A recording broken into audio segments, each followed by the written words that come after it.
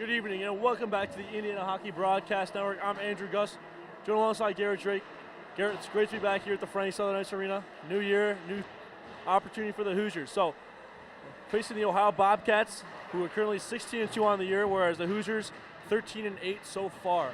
So coming in tonight, OU will send out Matthew Zazon, a goaltender who's got a .952 save percentage and a 1.73 goals against average. Over on the side of the Hoosiers will be Sammy Billis, the starter. Sammy, a 0.909 save percentage and a 3.41 goals against average. So, goaltenders tonight, pretty good tonight. We'll see what has to come around. Some key players to look out for OU will be Nick Urker. He actually played for Ohio's D1 team last year. So far, he's got 20 points in their 18 games played, so he's definitely a player to look out for and watch for. Brendan Kura, he's got 16 points in 16 games, so a lot of guys we can tell are going to be putting up points throughout the night. Last but not least, Tyler Calais, a 6'6", 210-pound defender. He'll be a guy to definitely look out for. You'll see him. He'll be standing over everyone out there. And for the Hoosiers, I mean, you cannot go wrong with Will Jerami. Jerami, a big point streak so far. He's got 30 points so far. Always, Jerami gets points going. Would be very surprised if I'm a betting man if Jerami doesn't put at least a point or two up tonight. Ethan DiLorenzo, he's got 23 points. He's got a lot of grit. He's got speed. He's got energy. Everything you could ask for. And last but not least, Sammy Billis, back at home in the crease. You can really not ask for much more than that. We'll see what I have to bring about. Speaking back to TSCHO, we got 2 games here. G, mind telling us a little bit about some of the games to look out for this weekend. Yeah, looking around the T this weekend, Louisville will be playing against Dayton at 8 o'clock tonight. Bowling Green is going to be taking on Bryant. Miami against Ohio State. Michigan against Loyola Marymount, and Kentucky will be taking on Akron. So lots of action across the league. Not a lot of in-conference play, but we've got an in-conference matchup today. Ohio currently in first place in the North Division. Indiana's got some work to do if they want to climb up the standings. They need at least one win this weekend. You're absolutely right about that, G. So tell us something that Hoosiers need to do to find a W tonight. Yeah, they're going to need a big performance from Sammy Billis. There's no question about that. This Ohio team, the scoring is spread out quite a bit across their top players compared to Indiana, where it's coming mainly from a couple guys. So they're going to have to get everybody involved. They're going to have to, pepper the net as much as they can and really put some pressure on the goalie because he's been having a great season for Ohio so far. Absolutely. I think for me, we had a fresh start to the season, a fresh half. You never know what's going to happen. So far, as we said, some of those guys have a lot of points for the team. But this could be the chance that we split around some points. As we said earlier, pepper around, get the shots on net, and hopefully come out with a series sweep to head into the 2023 Hoosier Hockey part of the season. We'll send it back to G and Sam Weixler in just a few minutes for Puck Drop. Again, you're listening to the Indiana Hockey Broadcast Network. Welcome back.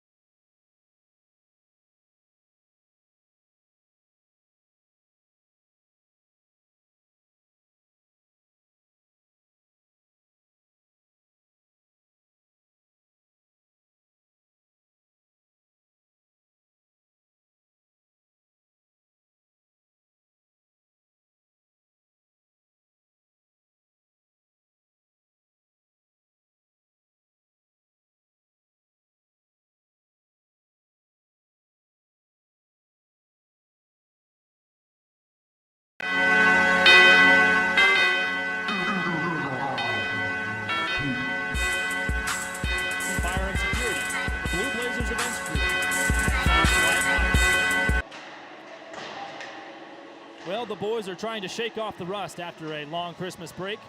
In the black sweaters, Indiana Hoosiers coming off an impressive sweep of the Cincinnati Bearcats.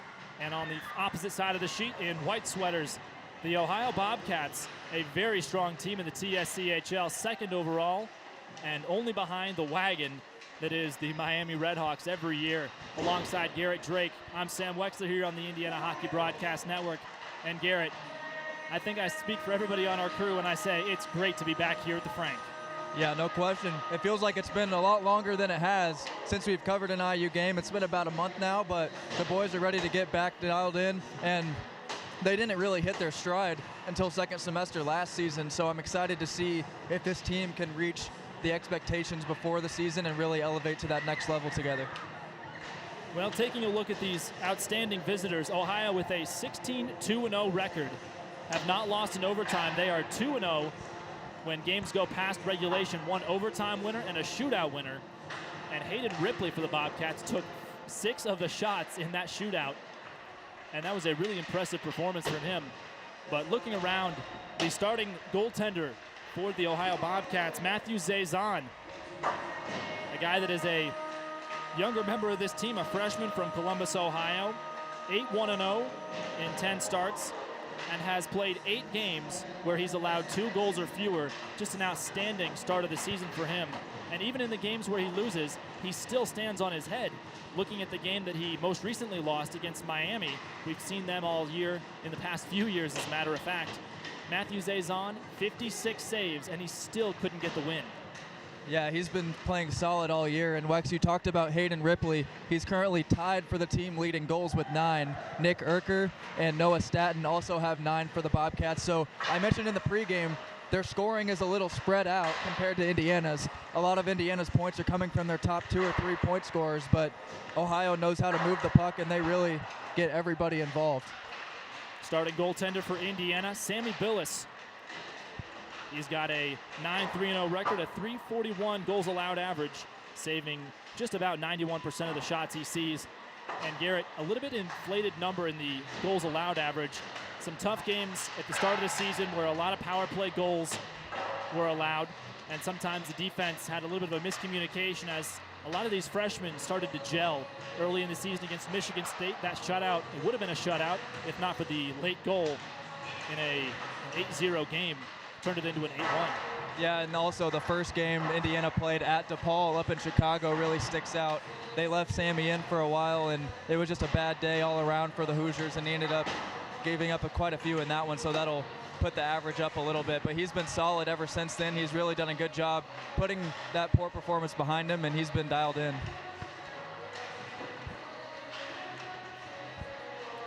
Standing over the bench and presiding over the actions on his side of the sheet. In his first year at the helm, the head coach, Ryan Dunning of Ohio. He was a goalkeeper coach for this team last year and played on this team for 4 years as a member of the Ohio D2 team. As a matter of fact, Garrett, every member of the coaching staff for the Ohio Bobcats over there was a 4-year player themselves, so plenty of experience. And if you want to talk about keeping traditions going and maintaining the status quo, that's how you do it. Keeping guys long-term and getting guys in who know the system and know how things work around them. Yeah, and teams definitely are excited when they can make an in-house promotion like that. Any opportunity they get. He's been with the team for multiple seasons now, but first season as the head coach.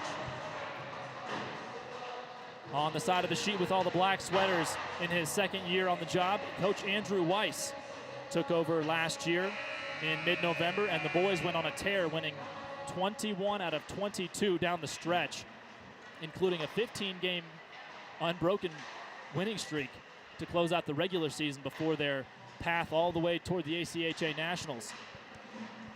We'll pause now as our man on the far side by the scorer's table gets ready to read out the starting lineups and give us the national anthem.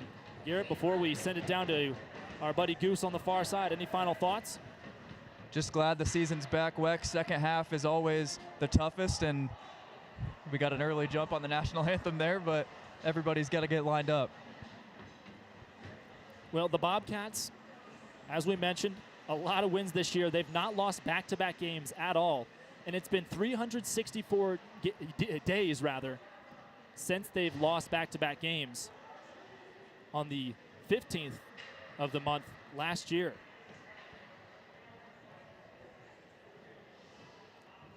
Garrett, one thing that the Bobcats do struggle with is penalties. There's only been 4 individual periods this year out of all the games they've played where they haven't gotten a penalty. Just 4 penalty-free periods for this Bobcats team. Yeah, Indiana's going to have to take advantage of that and try to get numbers when they can. We'll send it down to ice level with Andrew Gus with the starting lineups.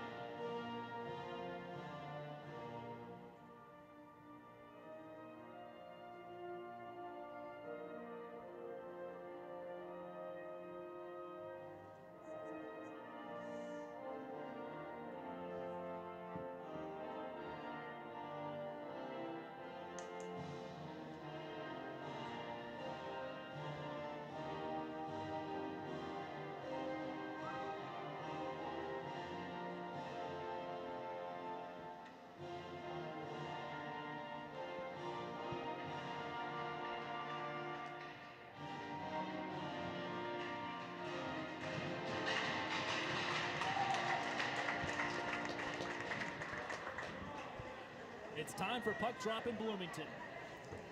Alongside Garrett Drake and the rest of our crew, Sam Weixler with you here from the Frank Southern Ice Arena. Indiana has not given up a win to the Bobcats since 2019. Indiana a 4-1-0 record since my tenure here at Indiana started, Garrett. And the last time that they even came close was an overtime winner where Scotty Berger, the defenseman for Indiana back in the day, St. Louis native, had a clapper from the blue line. And as a matter of fact, Garrett, that wasn't played here. That was played down the road in the Hamilton Ice Arena. Nice little drive up to Columbus that day. Indiana definitely did a solid job defending home ice last season and this year as well. It's a tough place to play coming into the Frank, and it looks like we're going to get a packed house on the first game back from winter break. Well, Garrett, it's interesting that you mention how tough it is to play at the Frank. The Bobcats, one of the few teams that we've seen that actually have a marked improvement when they transition to the road. As a matter of fact, their goals per game is at 6 flat. And when they're at home, they only score about 3.5 goals. Their goals allowed average is improved as well on the road. 2 goals flat when they're traveling, and back at Bird Arena, 2.25. Definitely an interesting matchup for 2 hot teams. We're underway from Bloomington, the Ohio Bobcats from left to right on your radio dial. And Indiana in their special alternate black sweaters from right to left. In the cage for the Hoosiers, Sammy Billis. On the far side, Matthew Zazon. Michelli gets spun around on the opening rush. Quarter of a minute in, collected at the blue line and slung over toward the glass. Turning it aside right into the slot. quick shot, punched in front. Second chance by Chambers, jammed at, and finally Zazan swallows it up. A hectic and frenetic attack early on. And Garrett, that has to be one of the talking points for Indiana's coaching staff. This is a team in Ohio that has scored the first goal in the vast majority of their games. Only 3 times have they allowed a goal first. And they're on a streak right now of 11 straight getting the first tuck. They've won 10 out of those 11. And you're able to see quickly right there how Zazan is able to pounce on the puck as soon as it gets loose in the crease. He's not going to give up many rebound opportunities as he makes a glove save there. Zazan, a goals allowed average of 173. McDonald, a quick steal. Fed in front. Gustafsson flubs it right in the goal mouth, and it's carried forward. Knocked away by Calais all the way across the river and collected in the corner on the near side. Indiana on their heels for the first time tonight. In the near side glass, a red hat blocking our view. Laser along ice level, collected in front of the Indiana bench and thrown up into the ceiling for the first ceiling puck of the night. And we talked about how the Frank is a tough place to play, but the atmosphere isn't the only reason why, Wex. Also, the dimensions of the rink, the low ceiling, everything makes it more challenging. 32 feet from ice level to the top of the crossbars. Teams routinely struggle to figure out how to chip the puck away and out, whereas the Indiana skaters can mess around at practice, trying to thread the needle all week long. Pushed forward, but with a lack of real control on the far side. Ribbiting around, punched back into the corner, and pulling it to himself is Scanlon. Knocked along, a 1-2 pass. 2-on-2 rush, give and go, all the way over toward Campbell. He gets dispossessed. Here comes DiLorenzo. Flings it across with the neutral zone. A clapper from McKay, sails just high of the bar. Thrown up into the air again. Jeremy nearly had a man dead to rights along the wall. Bouncing puck, kicked forward toward Jeremy. Didn't see it go past his heel, and Indiana will change. We've played just about 2 minutes so far in this opening frame of the series. Tomorrow's contest, 3:30 p.m. between these two sides. I've really been impressed with this Indiana forecheck thus far. Ohio struggling to even get the puck through the neutral zone. Indiana trying to break out. That's Warner quarterbacking the offense. Finally clears his zone. Lunging attempt by O'Flaherty forces the puck up and into the protective netting, where a few toddlers and youngsters will scramble to get that free puck that just fell out of play. 17:49 to go here in the first. Shots on goal, just 2-0 in favor of the hometown boys. The hits are a dead heat.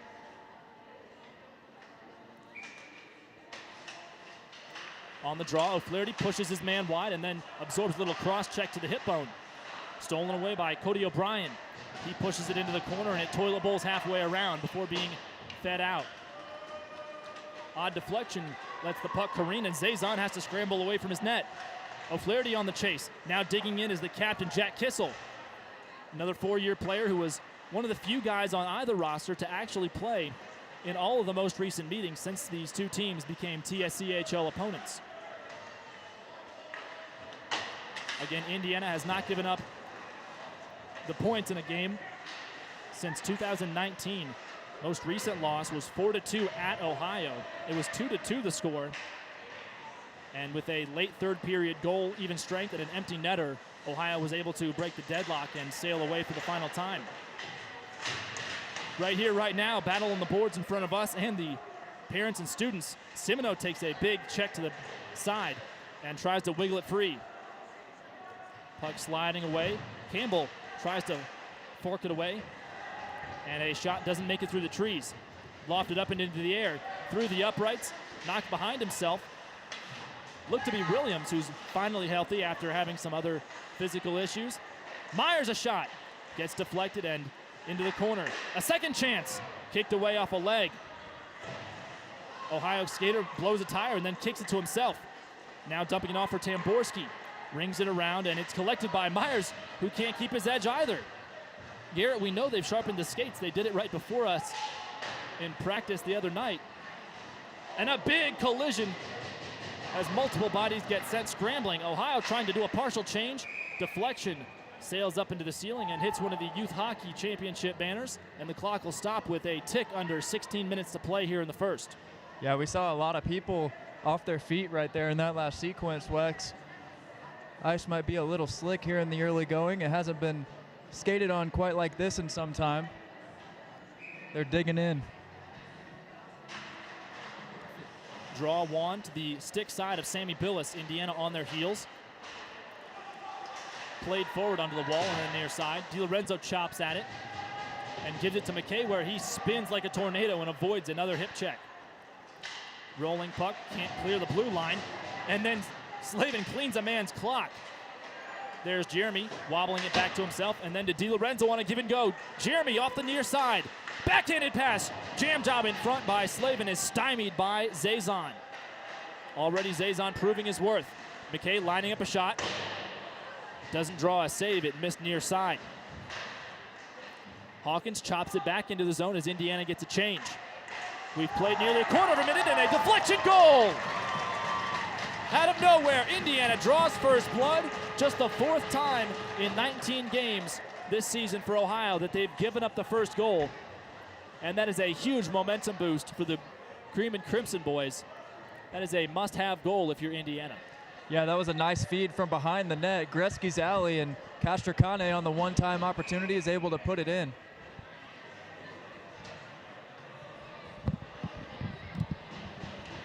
Goal credited to Castracane.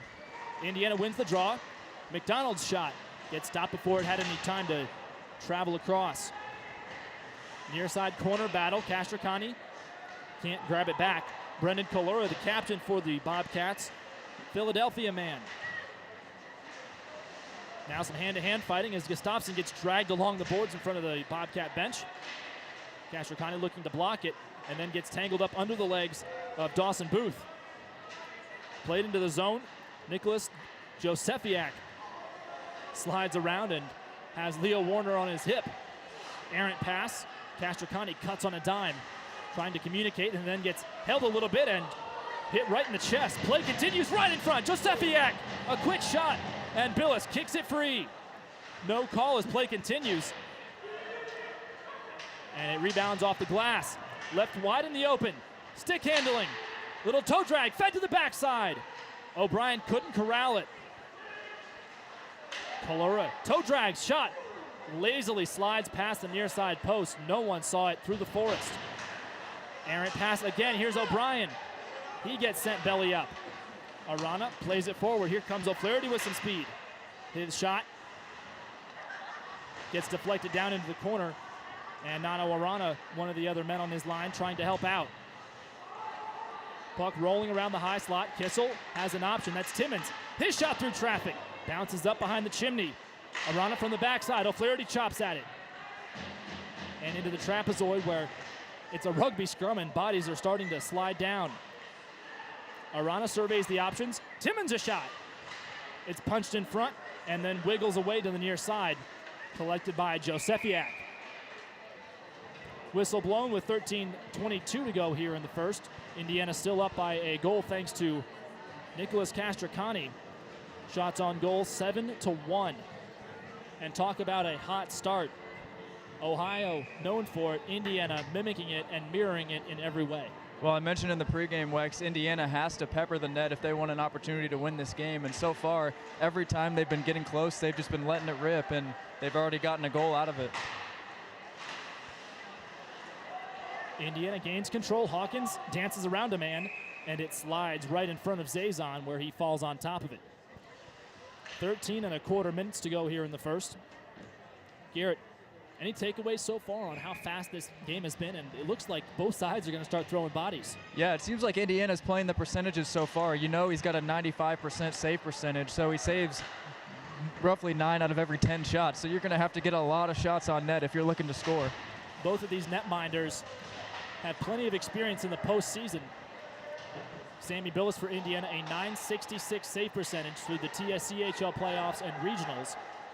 And Zazon for the Bobcats, back in his high school days in the playoffs, had a .943 save percentage. Now talk about getting hot. That's two guys who are red hot when the calendar changes over. Played along the neutral zone. Chambers gets his stick wheeled into the armpit of an opponent. And it slides in front of the Bobcat bench before a change happens. Simino sidesteps a man and flings it into the corner to get a change for his side as well.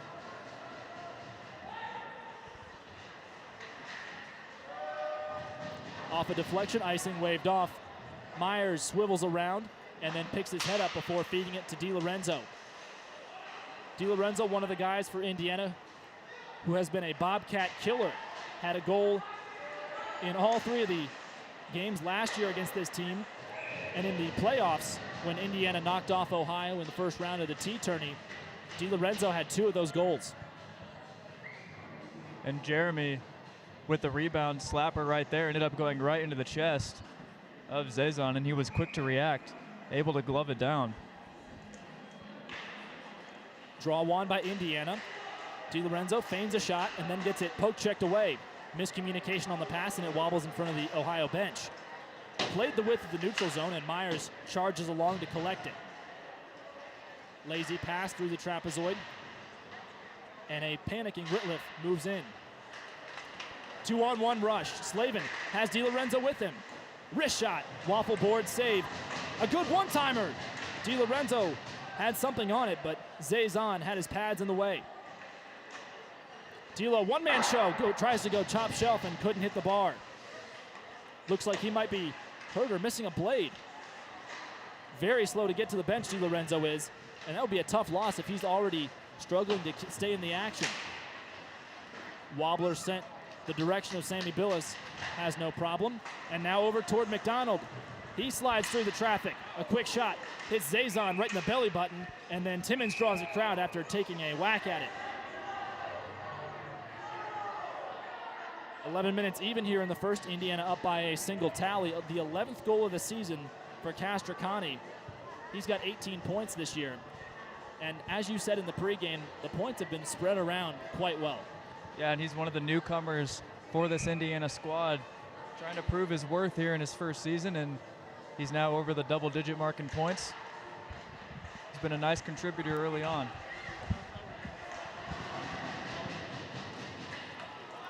Again, we have a puck go sailing through the uprights, if you will. Myers spins away from a hit.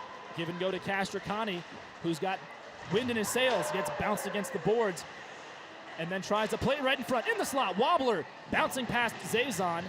And now more bodies collide. We've got a delayed penalty. The official at the center ice still has his hand in the air, and as McKay touches up with 10.5 to go, Indiana will send a man to the sin bin for the first time tonight. It's going to be Tommy McDonald, Sam, and I noticed his white twig. I don't know if maybe he got it for Christmas, but he's repping the white twig now like Anthony Mantha of the Capitals. He's the only guy I've really seen use one, but now he'll get to take it to the box. Well, as long as it's not the white skates that Charlie Finley had the California Golden Seals wearing back in the 70s. Yeah, I don't know if anybody else in the show uses a white twig, but Mantha was the only one that came to mind for me. So, Ohio Bobcats this season, 17.5% on the power play. But it's not because they had any droughts. They've scored a power play goal in over half of the games and never gone more than 2 before a power play goal was scored. On the other side, Indiana went 0 for 25 to start the season, Garrett. And that really caused a lot of problems with communication and strategy, not being able to convert with an extra man out there. Yeah, and you can already tell that it's been getting better for Indiana. They've played a lot more games together, and they're starting to get a feel for everybody's role. Indiana short a man for the next minute and 3/4. We're at the halfway mark of this first period. Indiana still up by a goal coming off of Castricani's stick. Indiana gets fresh legs onto the ice, and the Bobcats will run a set play. Indiana likes to generate shorthanded opportunities too. Sometimes they find the opponent creeping up into the zone and they get a breakaway. Plenty of shorties this year for Indiana. Something they've turned into a penchant a little bit with all these speed guys on the ice. Swing and a miss by Hayden Ripley at the blue line. Played back into the corner, into the trapezoid, where Staten dances around. Looks like somebody must have stolen the number 13 sweater. We were told Staten was not traveling this weekend. We'll have to get an update from the score sheet at the intermission. On the far side post, Billis really hugging that iron. 45 seconds left on the kill for the Hoosiers. Bobcats can't seem to get a good umbrella set around. Chambers standing his ground. Fed to the near side, and it's off the skate blade of Ripley. Second time on this power play, he couldn't corral it. And now a man gets laid out as a stick belonging to Leo Warner is stuck in between the skate and legs of a Bobcat skater. Still can't see who it is. Nevertheless, both teams will change. Now it's evident that that is Hayden Ripley causing a little ruckus on the near side. He'll head to the bench after holding a stick hostage. Yeah, the referee was right there watching him. It looked like he was intentionally holding the stick up of Warner, but no delay of game called on the play. Zazon, the netminder for the Bobcats, slapping his stick furiously, reminding his team that the power play is over, and it's 5-a-side yet again. 8 and change to go here in period number 1. Indiana successful on the first kill of the night. Here comes a big rush. McDonald zigs through. A quick shot up into the air. Semino sails through the air trying to head the puck almost, Garrett. He went for the Andrew Shaw headbutt right there. I don't think it would have counted if it went in, but that was incredible. He left the ice and got some hang time. Fed in front. Swinging stick from Castricani can't get the job done. And then stolen away by McDonald. Backhanded play. Zazon watches it bounce onto the blue line. And Timmons just chucks it into the cheap seats with 7:44 to go here in the first. Shots on goal, 14-1. Garrett, Ohio didn't get a single shot on goal in that power play. No, and they had the puck in the attacking zone for the majority of the power play, but Indiana just did a great job holding their ground and not limiting opportunities.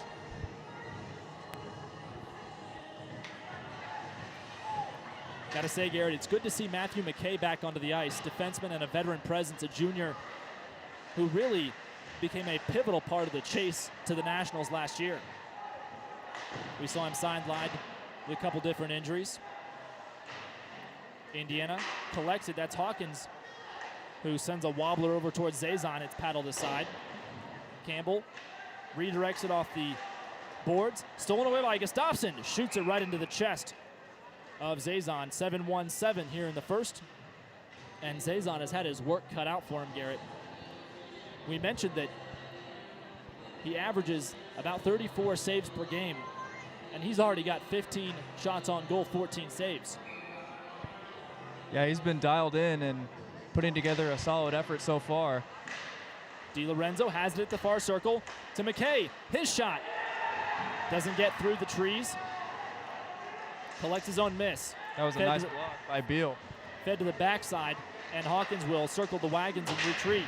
He gets absolutely bundled and then gets back up after adjusting his face mask. DiLorenzo disrupts a passing lane and kicks it aside. Hawkins gets it yanked off of his stick, and after some big body shots in the open ice, both sides will get fresh legs. Now Will Jeremy, team leader in goals this year and last, maneuvering around the far side before it spins like a top all the way across. Whitliff chases the mouse down, and DiLorenzo leads it all the way across. Another change. 6.5 to go, 1-0 the score for Indiana, thanks to an early Castricani goal.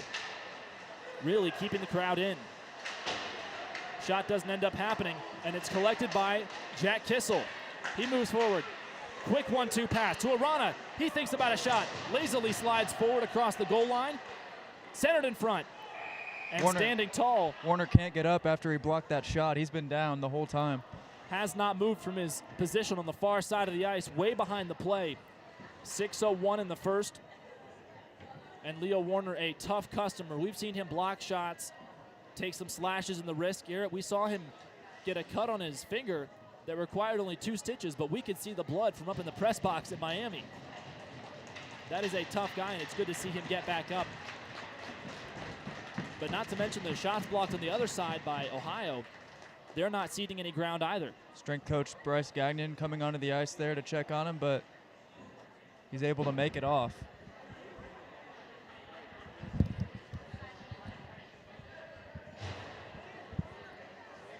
Going straight to the locker room, though.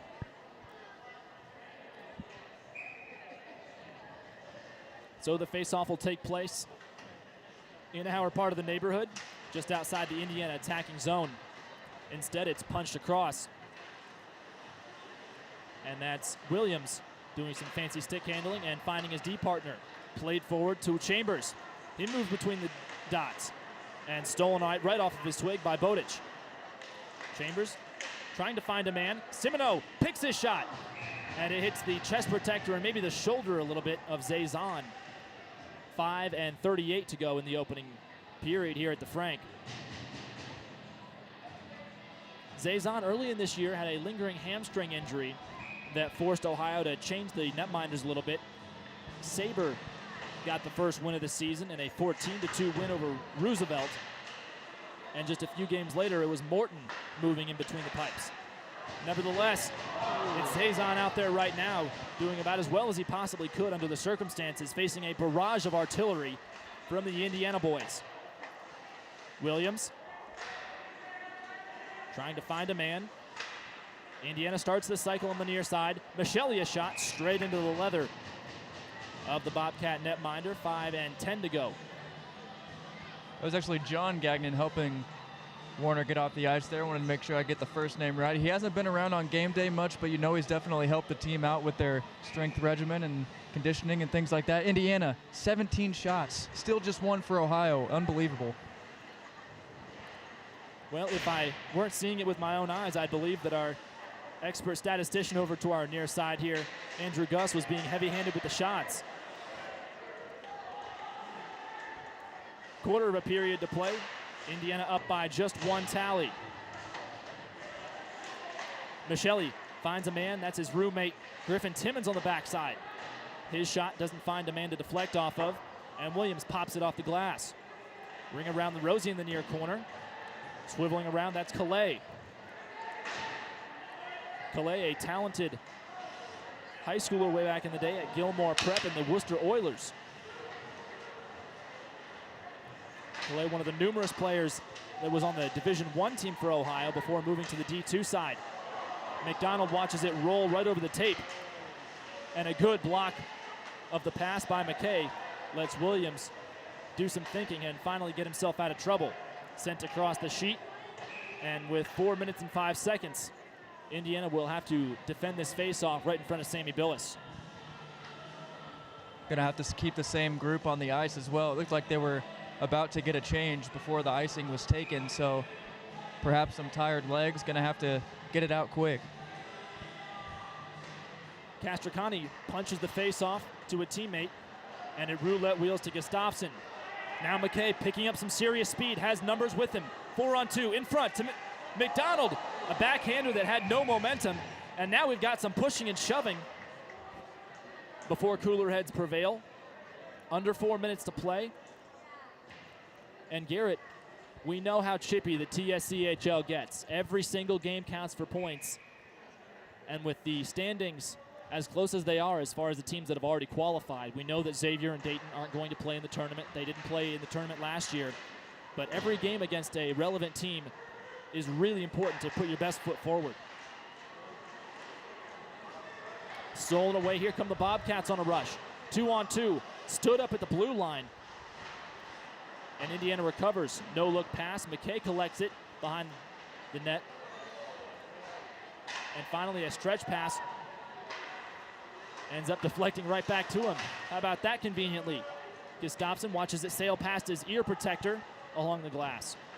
Garrett, we were corrected when we went to Chicago and met the Gustafsson family. Jack told us the pronunciation of his last name was Gustafsson, and we found that wasn't so. Glad we can correct that finally.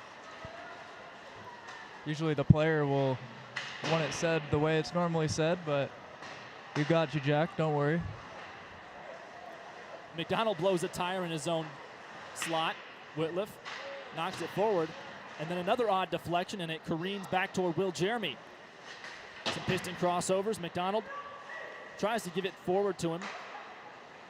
And instead the Bobcats knock it around. Pushing forward. Here comes Wuchenich. His shot hits the cage and might have hit the HVAC system up along the roof level. So about 2.5 in this opening period. And that Castricani goal has really set the tone, Garrett. Indiana on the attack nearly the entire period. That's 18 shots on goal for the Hoosiers. And the Bobbies, as they're known back home, just 2 shots on frame. And I'm really impressed with how the Hoosiers have been playing with the lead, keeping the aggression going. They haven't backed off at all. Third shot on goal is handled calmly by Billis. Puck going across the blue line, chopped down, and now Whitliff will swivel around. Played forward along the boards. Semino nearly takes a visit to the Bobcat bench and stays on his blades. Chasing a man down, wins the puck back on the forecheck, and a high pass saucering over toward Bobcats. Sliding around, puck goes over and back, and Semino jawing with a white sweater before the whistle is blown. 2 minutes and 4 seconds. And the hits right now for Indiana, 12, and Ohio has just 8. But I think, Garrett, depending on how you score it, that's about as much of a dead heat as you can get, especially in a rink like this, Garrett, where the neutral zone is 10 feet at least too short.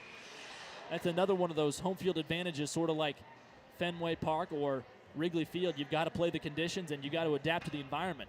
You better keep your head up at the Frank. That's one thing I'm sure every coach stresses. If you get caught with your head down for a split second, you're going to end up on your back. Long shot taken by a Bobcat, collected by Billis, and now Timmons slings it across. Redirected off the boards, and now Chambers has to turn tail. Collects the rolling puck and then gets body down right in front. Centering pass, Billis watches it and then collects it carefully before a white sweater goes down hard. Number 7 on the back of the sweater. We'll have to see who changed jerseys on the bus ride up.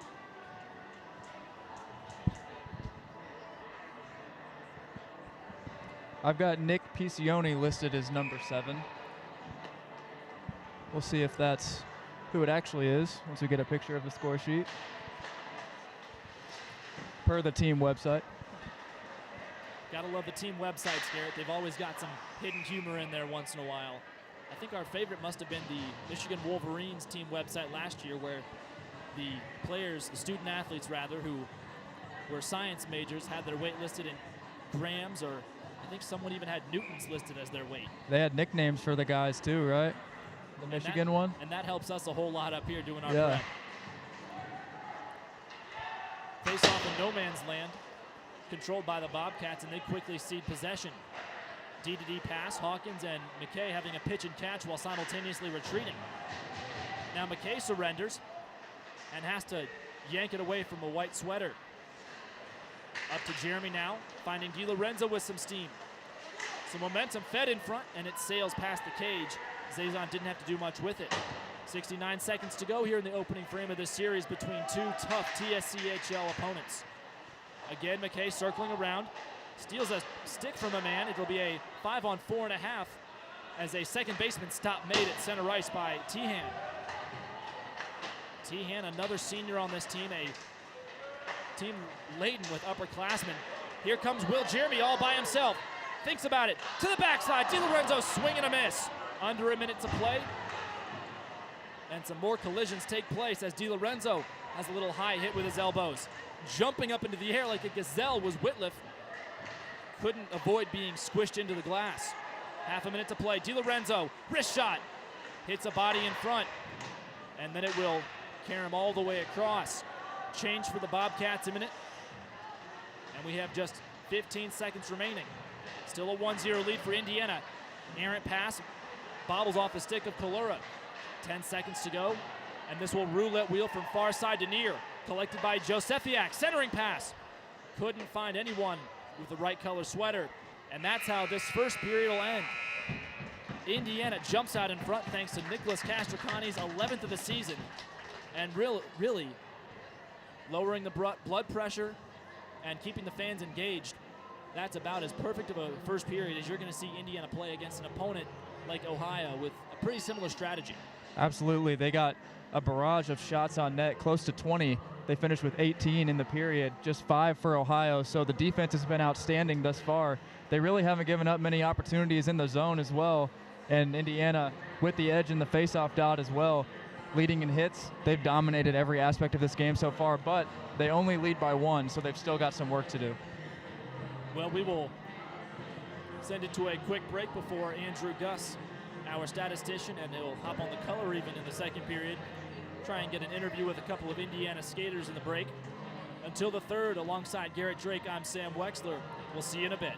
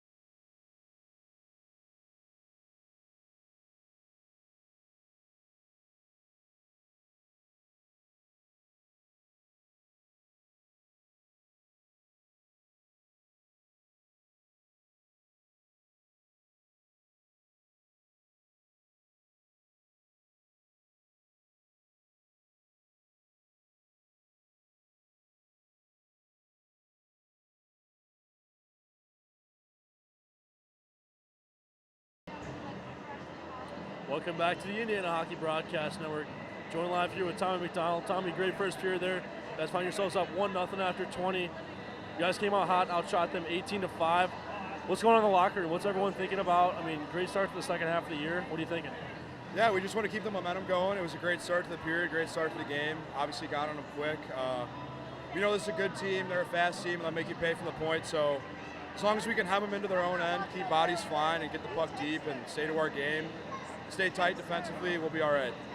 You said bodies flying. A lot of big hits there. It's a T-League game. I mean, obviously, you know it's going to be fast, physical, competitive. Is that anything going on? I saw you lay a few bodies out there. What are you thinking about there? Just laying some bodies. You want to get under these kids' skin, try to get them in the box, see if you can't draw a penalty or knock them to the ice, take them out of the play. Keep being physical. We got 40 minutes left. We'll see if we can take care of them. Thanks again, Tommy. Appreciate it.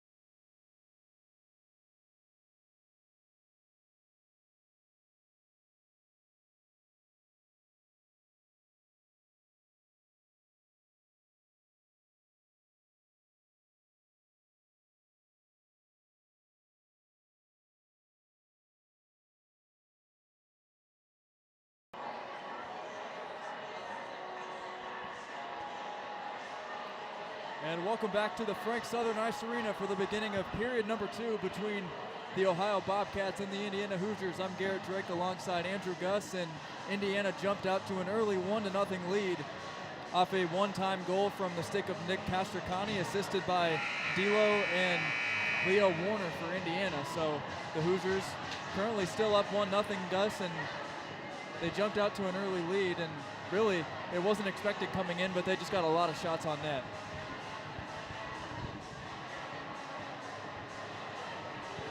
You're absolutely right, G. I mean, they did a great job there coming out strong. You never know after the big Christmas break. Some teams come out soft, some teams come out hard. And the Hoosiers, they came out hard, they came out fast, they came out physical. And they got 1-0 up on the scoreboard right now. So obviously they're doing something right, and you got to hope that they continue it and keep the things going, right? Sammy Billis played well in the first, but he only faced 5 shots. So the pressure was getting put on quite a bit by the Indiana Hoosiers, and they tallied 18 in the first frame. So we talked about it in the pregame. They had to just get as many opportunities as they can take, and so far that's what they've been doing. You're right with that. As Tommy said, it's a T game. I mentioned to him, and he said they want to go out there, they want to throw some bodies, maybe leave a few bruises on those Ohio Bobcats tomorrow morning. But the only way to do that is to first of all, I mean, I'm trying to say is you have the puck on your stick. There's no reason to be hitting them. So you keep the puck on your side. You keep putting pucks on net. Now you have to worry about the physical aspect of the game, you know? The Ohio Bobcats are a highly penalized team, and Sam Weixler pointed out that that's only the 5th period all year where Ohio did not take a penalty. So Indiana hopefully can draw a couple man advantages in the second and third.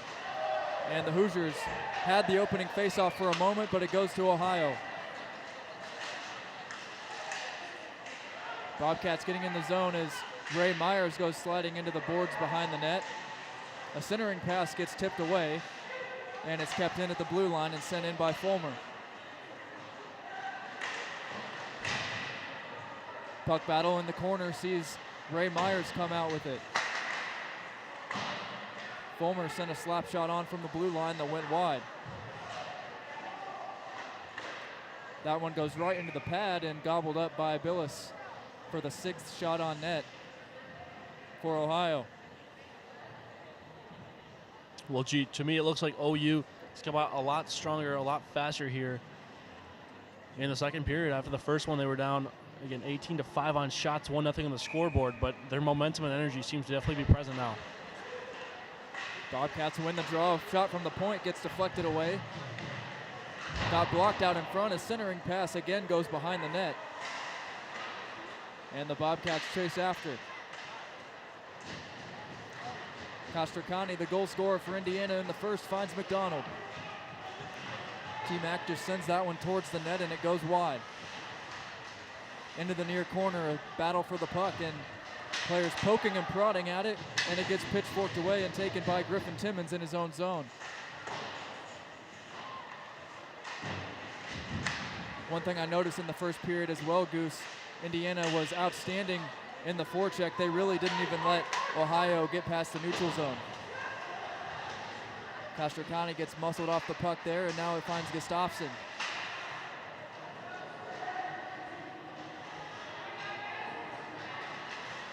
Puck fought for and taken away there by Josefiak for the Bobcats, and now Indiana on the defense. At the blue line. A shot sent on, that one goes wide.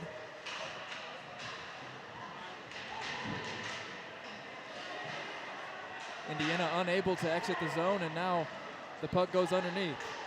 Centering pass, nobody was there. That was off the stick of Peyton Botich as he ran out of reinforcements. Williams lays a big hit into the boards, and the puck finds the neutral zone. Gustafsson swooping past defenders, but he loses possession. This has been a physical game through the first period and 3 minutes.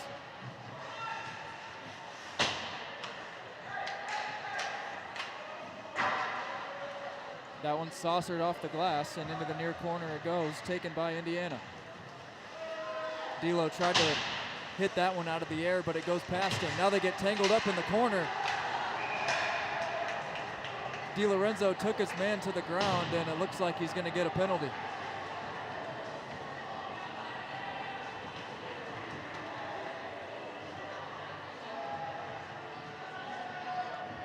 It looks like D'Lo might have got him up high there. They're both going for the same thing, I'm imagining. Well, D'Lo went straight to the box. He knew that he was going to be there for sure, but it looks like they're going to hit him with roughing on both ways, so it'll be a 4-on-4.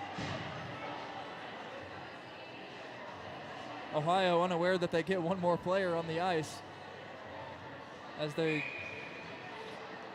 now they finally have 4. You know, you take a 4-on-4 there, but with some fast guys and skaters like IU has got, might be a perfect opportunity for the boys to get out there, create some more space and some more opportunities. The 6'6" senior, number 28, Tyler Calais, in pursuit of the puck. He gets fought off it by McKay, and he is a big unit out there. 6'6" without skates, but those add 2 to 3 more inches on the height.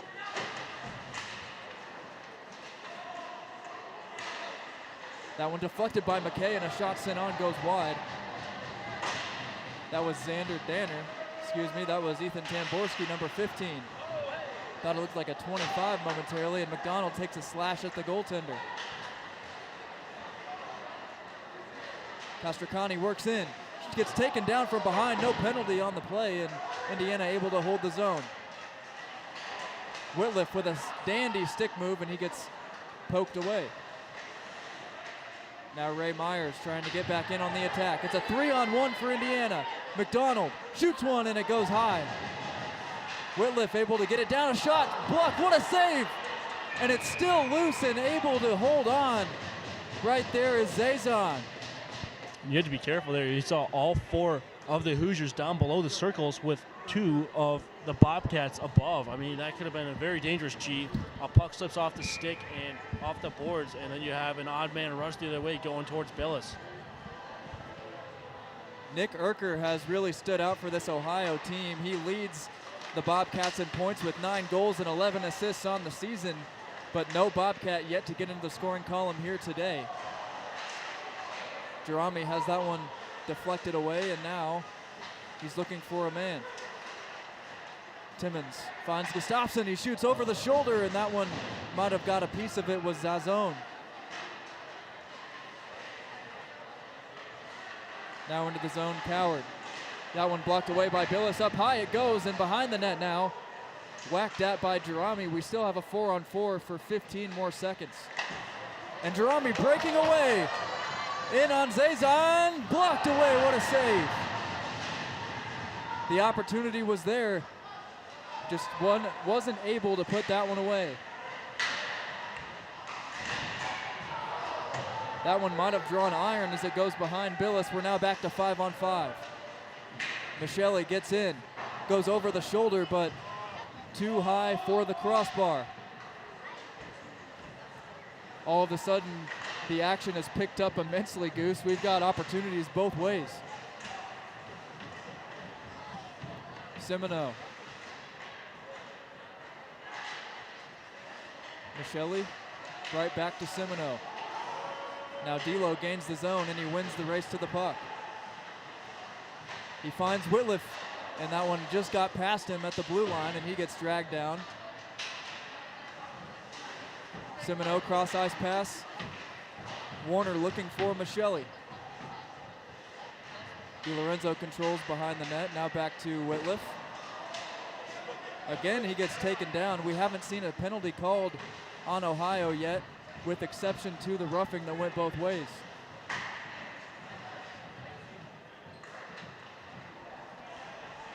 And we've seen Indiana skaters go down to the ice with some sticks looking like they've been close to the blades. Yeah, many times. Whitliff holds the zone. Now retreats to the corner. That one rung around and kept in by Hawkins. Michele off the boards, trying to find Kissel. Kissel getting tangled up behind the net, and now the Bobcats leaking out. A nice play by Hawkins to poke that puck away from O'Brien. And now it's a race for possession. Arana has it. Arana works in. He lost the handle momentarily before getting a shot off.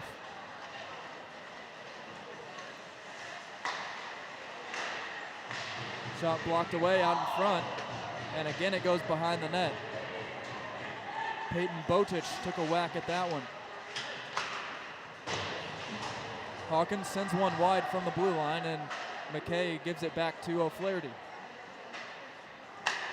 13 minutes remaining in period number 2. We've played 7, and it has been an exciting 7 minutes to say the least. Hawkins whacks one that gets blocked away with the pad. He had to get the arm up quick, and Arana gets pushed down from behind. Puck leaks out in front. Castracani shoots, and it goes wide. Might have got deflected. Indiana's had some good looks at the net. What a rush there, G. Just unable to put one away. These OU defenders seem very tired. They've been out there for a while. We'll see if we can capitalize.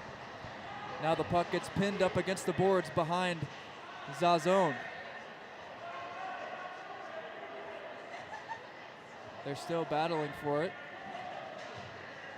And Indiana comes out, centering pass, Castracani, what a save! Sprawling out, Zazon able to stop the Castracani shot, and we've got a delayed call here. And now Arana getting into it. Down there with a couple Bobcats, it was Statton giving him a bit of a face wash, and Arana heads to the bench.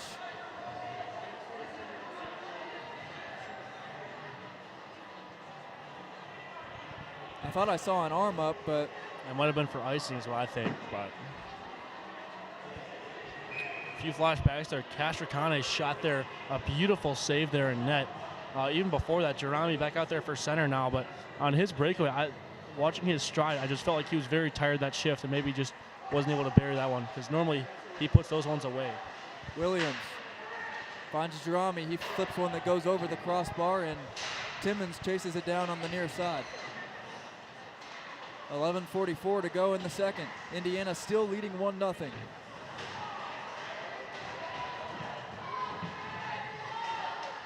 We've seen several puck battles in the corners early on. A centering pass finds DiLorenzo, but it goes wide. Indiana from point blank missing on some key opportunities.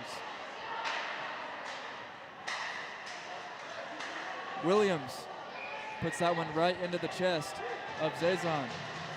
Shots on goal now 19, or excuse me, in the period, they're now up to 9 for Indiana and just 3 for Ohio. And Indiana leading in hits 7-6 early on. The physicality has not slowed down.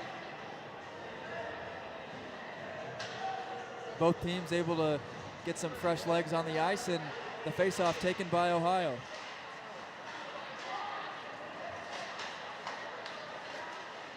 This is Colera.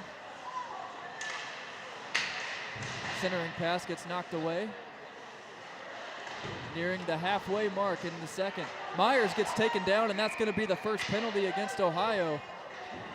So Indiana going to the power play. They finally get a trip. And gee, speaking of penalties for Ohio, we talked about this in the intermission amongst us here on the media team. Last period, they had no penalties at all. That was only their 6th period all year long. Remember, this is their 19th game of the season. 6th period all year long that they have not had a penalty. So the stats for that say they almost have a penalty a period for how many games they've played, and it's just an absurd amount.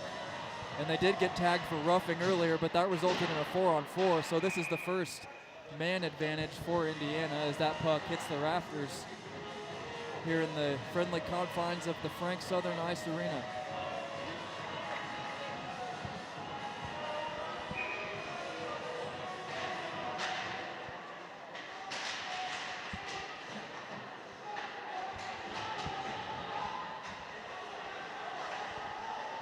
McDonald skates to center ice, spins one on that gets blocked out in front. It looked like an Ohio player got a stick on that as Donnie Tehan was down there.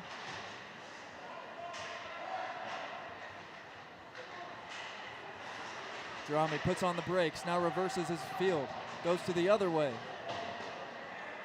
And McDonald gives it back to him. Centering pass finds Michelli, that one blocked out in front. Never really had a chance. And a cross ice pass gets done where they score! O'Flaherty. I think O'Flaherty got that one out in front off the shot from Jerami. And Indiana leads it 2-0. And yeah, Jerami, the point streak continues.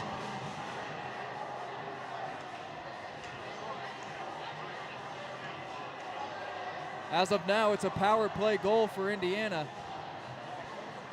We're not quite sure who got the final touch.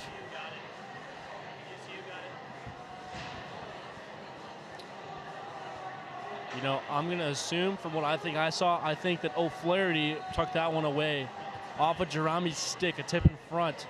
And after the play, it looked like a little bit of scrum. O'Flaherty went up to, I can't tell who that was for the Ohio player, but I'm almost positive it'll be a coincidental penalty, but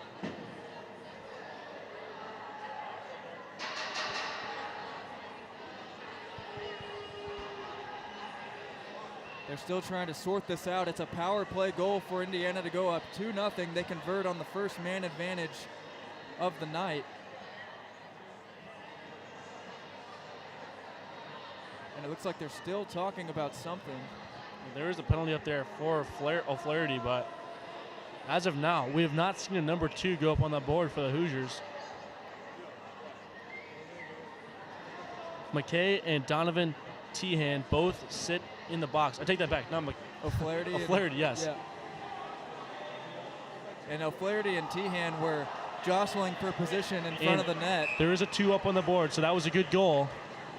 Yeah, they were roughhousing each other in front of the net before O'Flaherty was able to put it in, so maybe they exchanged some pleasantries after the goal. We got a good goal and a 4-on-4 for the next 2 minutes. We'll see what happens. And as you mentioned, the point streak for Will Jerami continues. It's now at 14 games. DiLorenzo scores over the shoulder. He lets it go from the center point, and Indiana leading 3-0 as they convert on the 4-on-4. That one came out of nowhere. I mean, get that goal on ESPN. That was beautiful. Ethan DiLorenzo has made it 3-0 as he nets goal number 10 on the season. You can bump his point total up to 24 now, and the Hoosiers are buzzing, Goose. T-Mac wants more. McDonald has that one blocked away as the save was made.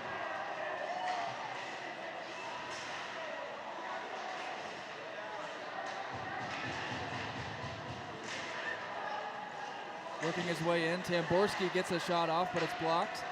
And now McDonald trying to find some open ice. He leaves it for Jerami, working in. Now Williams.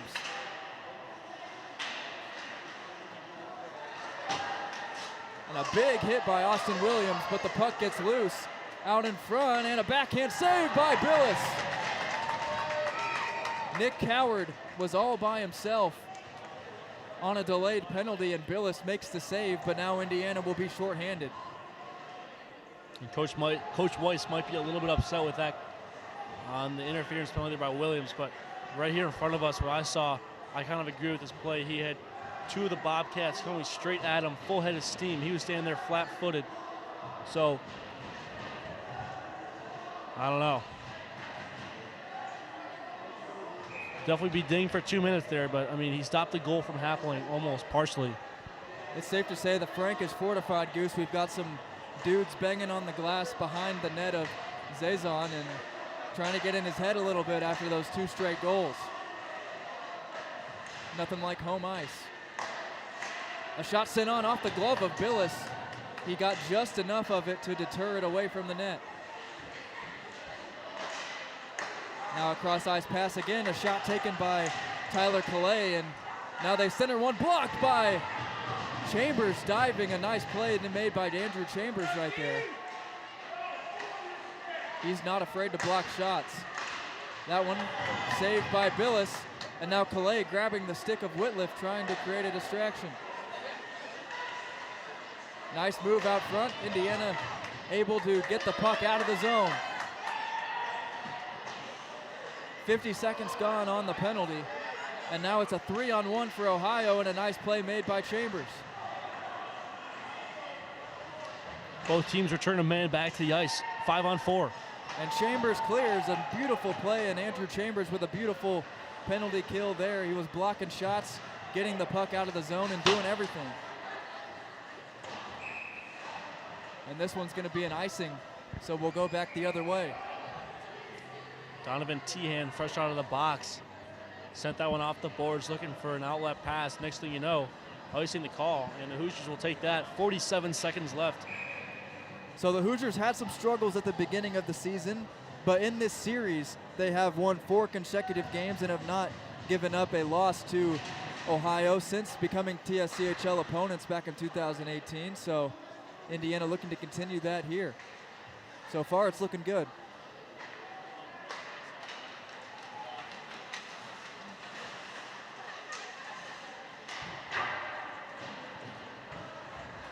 Hawkins able to control Indiana.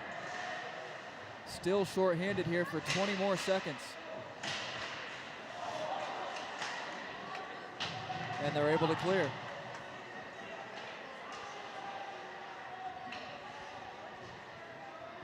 One last rush for Ohio here if they can get through the zone.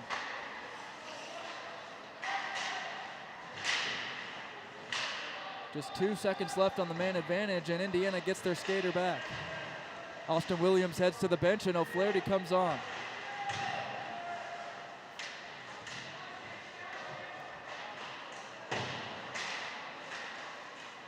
Michelli gets it over to O'Flaherty, who works his way in.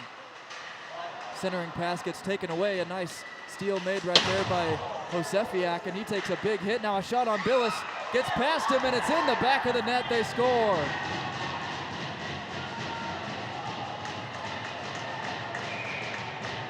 And again, players exchanging pleasantries after the goal. And there is a Bobcat down in the Hoosier goal.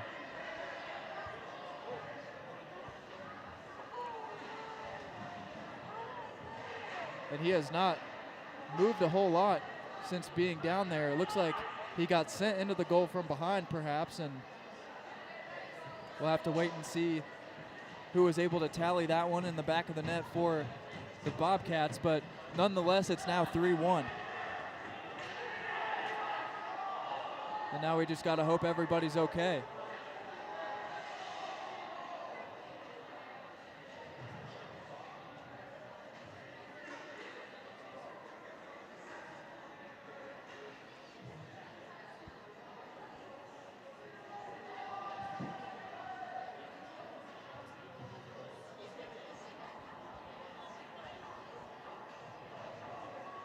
It was Donnie Tehan who is slow to get up for Ohio, and we're going to take a quick break while they tend to him.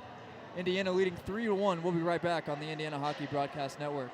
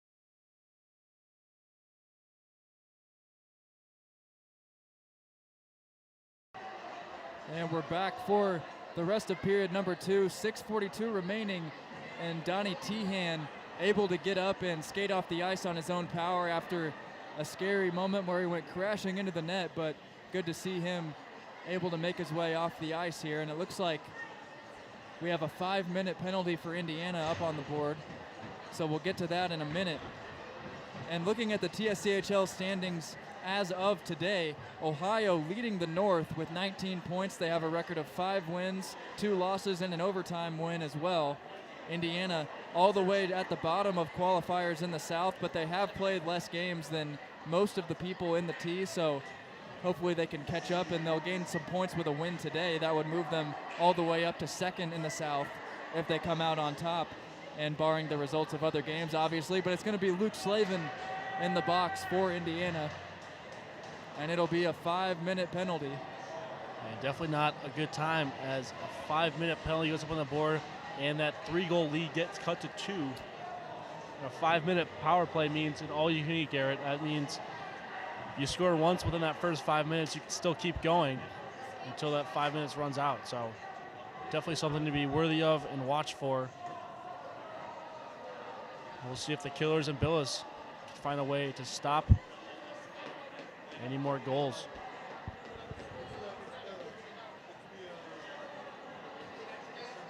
The officials still sorting something out over at the scorer's area.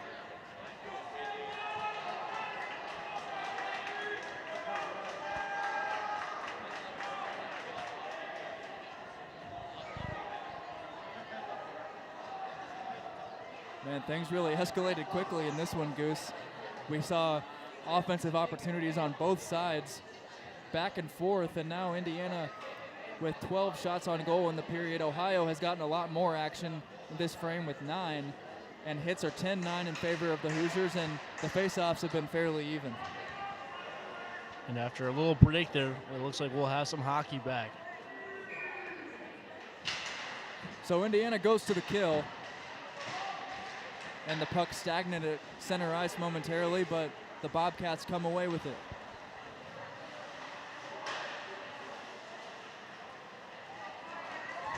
This is Hayden Ripley ringing that one off the boards to the far side. Now Williams loses his stick, and it looks like he broke it, so now Austin Williams will have to go to the bench, and he's got to do it quickly.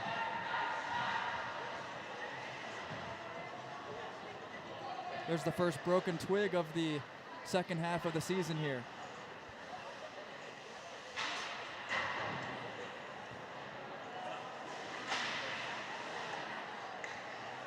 Timmons lays a hip check, and that one cleared all the way to the other end as Zazon plays it.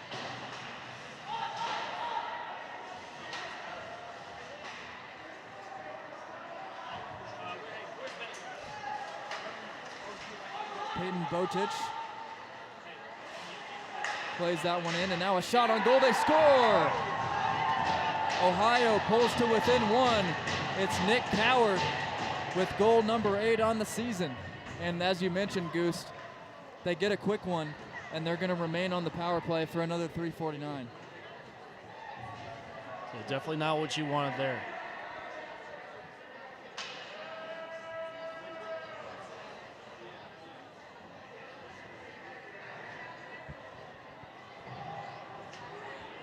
So the Bobcats have cut the deficit to 1.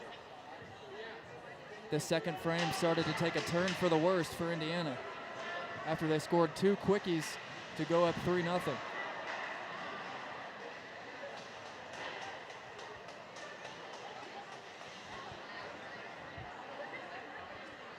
Now hanging out behind the net, Kolarov plays it out.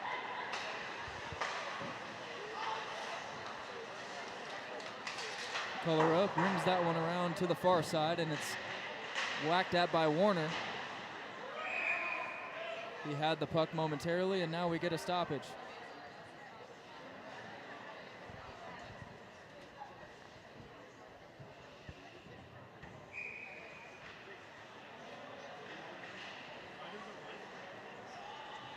O'Brien to the far side. Centering pass gets knocked out of there by Indiana, and they're able to clear it. That should kill off a few seconds and get a full line change.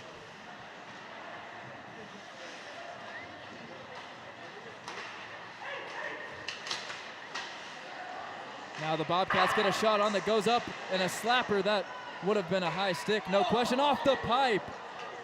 As a shot sent on right there by Gavin George drew iron. So now 2:46 left on the penalty, and the Bobcats getting lots of opportunities here.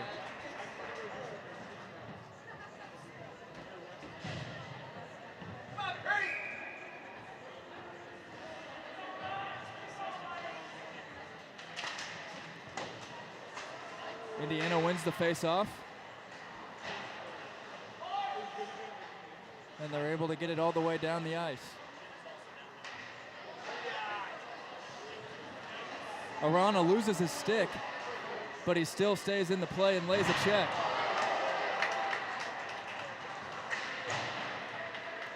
He's gonna have to do something quickly or else it's gonna be a 5-on-3 virtually for Indiana.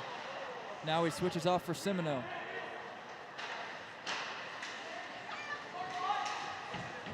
Wuchenich gains the zone. That one makes it past Hawkins, and now he's able to whack it back towards the blue line. And puck goes out of play with 3:41 left in the frame and 2 minutes on the dot left on the kill. This is going to be a big 2 minutes for Indiana here to really dictate the flow of the game. You're absolutely right about that, G. That 3-2 score on the board with 3:41 left, exactly 2 minutes. It's be a critical time to play some good defense.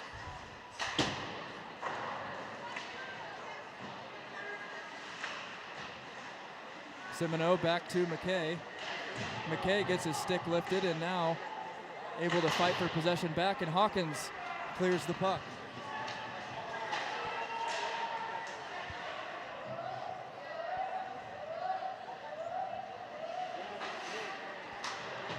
Ohio trying to set something up as it just tapped in by Ripley. And kept in the zone by Wuchenich. That one made it all the way across the crease, but not past Billis. McKay gloves the puck down and he's able to clear it. Already down to 1:10 on the kill remaining.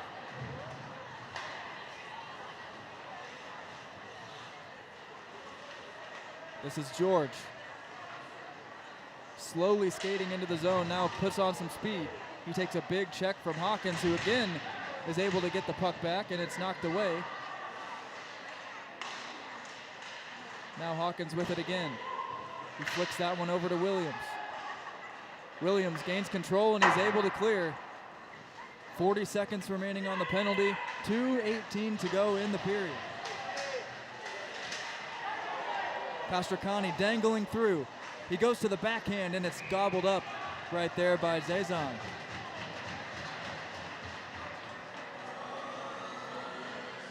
All right, Goose, 28 more seconds on the kill here, and then we're back even.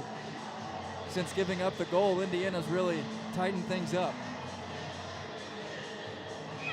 You're absolutely right about that. They've got an offensive zone face-off here. Maybe even get a shot off of a win of a face-off. Ohio able to thwart those plans, and a backhander by Semino nearly found Castracani, who would be looking for goal number 2.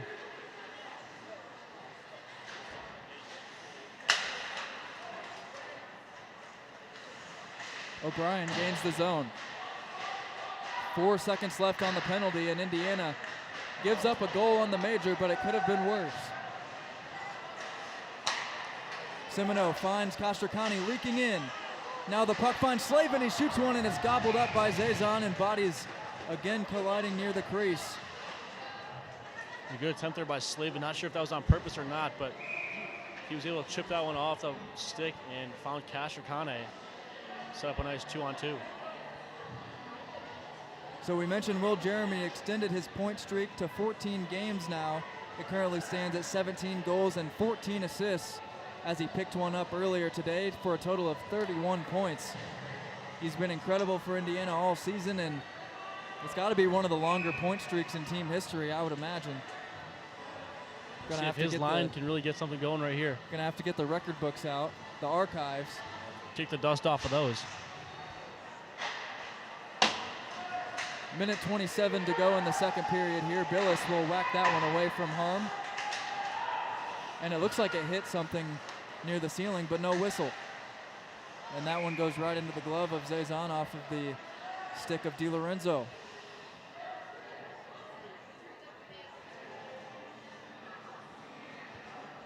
I think with the injury break and the log 5-minute power penalty kill there for the Hoosiers, they lost a lot of energy here. So, we'll see if this line here can wake them up and get the wheels back turning. DiLorenzo shoots one blocked away by Zazan, and there was a rebound opportunity there, but it exits the crease. Now a wrister sent on that is gloved easily by Billis, as that was Piccioni. And again, we've got pushing and shoving after the play, and there's got to be a penalty on somebody there, I would imagine. I think it's going to be on Whitliff.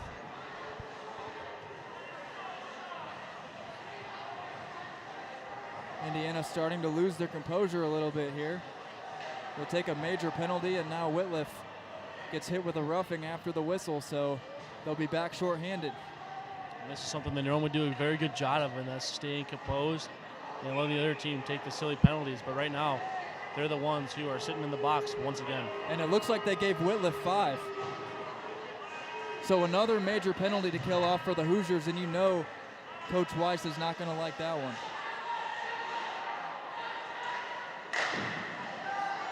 Dangerous opportunity there. Hayden Ripley with a slap shot off a one-timer, but Billis made the save. Indiana just has to get to the third period.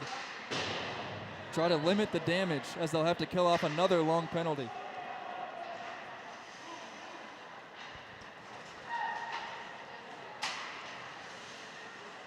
Ripley, cross ice pass. He was looking for the big man, Calais. And Billis able to stop it.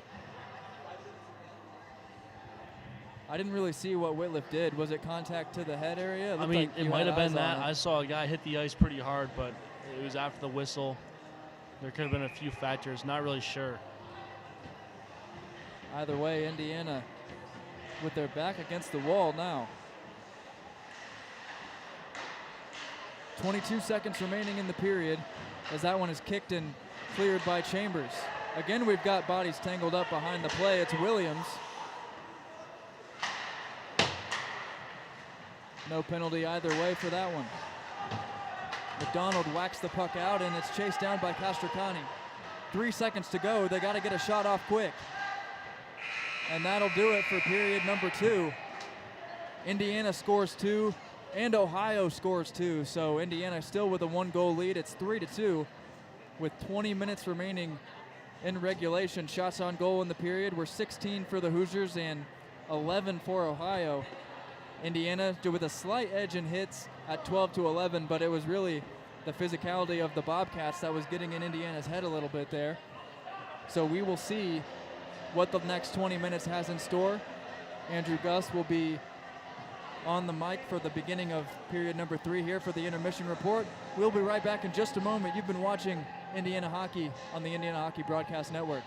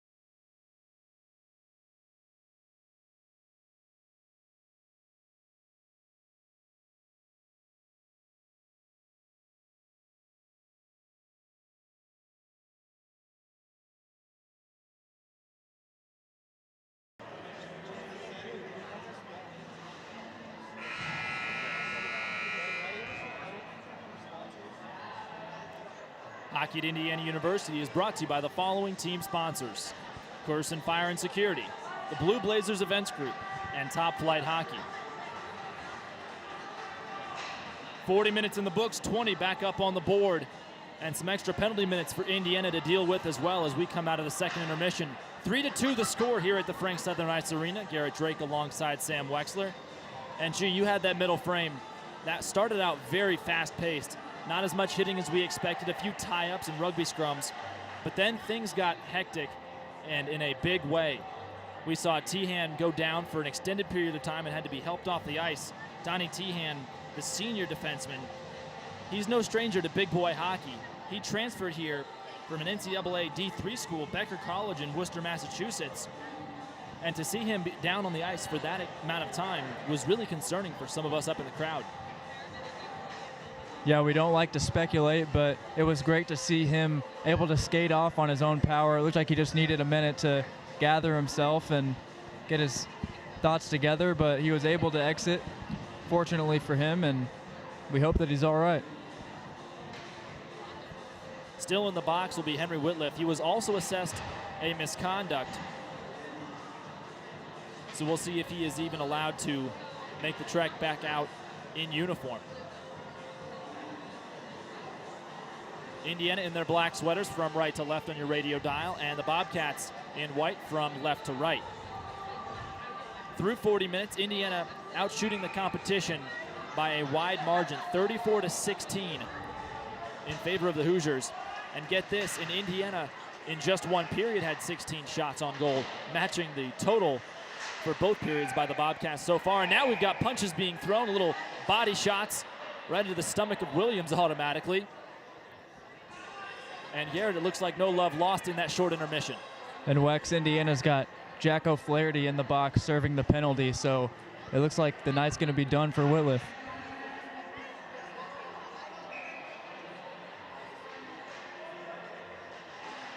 They're running out of ink over at the scorer's table. A lot of penalties in that middle frame. And Indiana only giving up one power play goal thus far. Played along the boards. Tie up where Ripley gets spun around along the goal line. Centering pass flipped up into the air by Chambers and shoveled all the way across the sheet. As Indiana gets a change, a little collision in mid center circle, pardon me. And neither side is too thrilled about that. 3:22 still to go on the power play for the Bobcats. Under 20% on the season, 17.5. Only 14 power play goals, counting the one tonight. Setup pass blocked by a sliding McKay on his belly. And then it flops between the legs of a sprawled out Tamborski. Now slid forward by Slavin, trying to knock it around. And the Bobcats can't seem to hold on to possession for an extended period of time yet. Already a minute and change through this third period, although the scoreboard does read the second. 3-2 the score, Indiana. Indiana scored first, as they are known to do. And thankfully, Garrett, they didn't give up 2 or 3 in quick succession right after that, like they did against Kentucky and DePaul. Yeah, they've came in bunches at times this season, so Indiana got to put a stop to it here. Puck gets stuck in between the boot and the skate of an Indiana man, and the Hoosiers will get a change.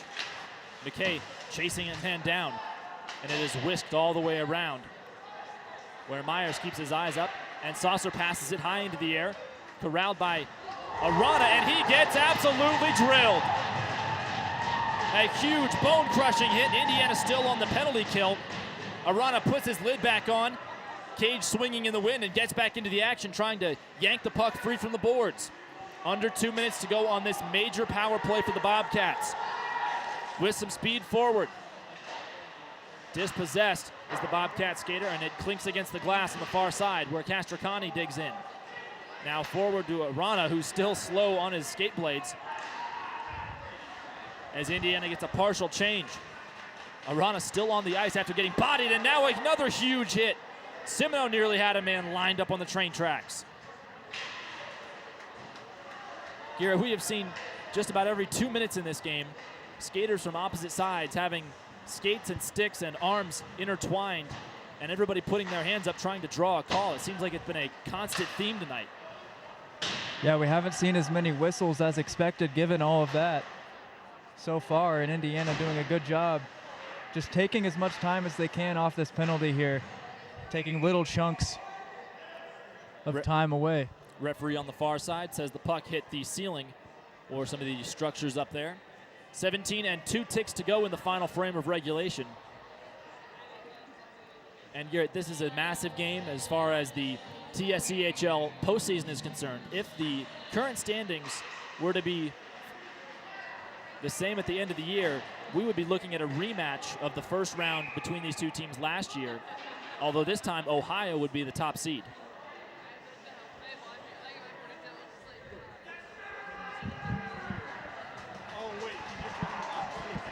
And a penalty on the Bobcats here. Hayden Ripley, the senior, leads the team in penalty minutes. 41 total. And he will serve a misdemeanor for a call, which we will have to figure out after things settle down. 16:53. And he'll have a 4-on-4 for the better part of 51 seconds before the man serving the penalty on behalf of Whitliff climbs out of the box.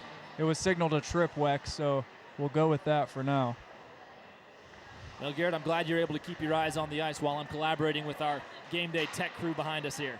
Played forward, a 4-on-4 rush to the near side outside the circle. Fed in front, just off the edge of the tape of Urker, wearing the number 5 tonight instead of his normal 2. He gets drilled, and then a man loses his stick. That was Urker who got bundled in the process. Cradled by Coward, and then a little dance through his own zone. That's Tamborski playing it across, and collected by Coward again. Deflecting across, Ohio allowing themselves a chance to change. And Warner sets up shop in the trapezoid. Plays it off the boards on the near side. Met at the blue line by Tamborski. And Indiana has successfully killed off the remainder of the penalty. So it'll be a 5-on-4 for the Hoosiers before things even back up. Under 16 to play in the game. Indiana up by a single goal. DiLorenzo deliberately holding onto the puck. And then a no-look backhand shove where roulette wheels to the near side. McKay facing the glass and the fans still in attendance. Leaves it to Castracani. To the far side, D'Lo kicks it to himself. Flings it into the corner. Gustafsson leaves it for the point. McKay twirls and tries to chase the puck around. DiLorenzo absorbs a body hit, but can't hold on to possession. Now a rush all by himself. Bobcats will have to retreat and regroup. Castracani steals it. Picks a pocket. Shot goes off the leg of a skater. One-timer! Gustafsson swings, and it goes just past the near side post. 10 seconds left on the power play for Indiana. Fed to the blue line. Williams really working it. High slot. DiLorenzo. Dipsy-doo shoots off the bar. Second chance. A good save by Zazon, it would appear. Kept in the zone by Williams, going down onto all fours. DiLorenzo going down to the bench now, trying to get a change. Fed in front. No-look pass by Gustafsson. Found nobody in particular.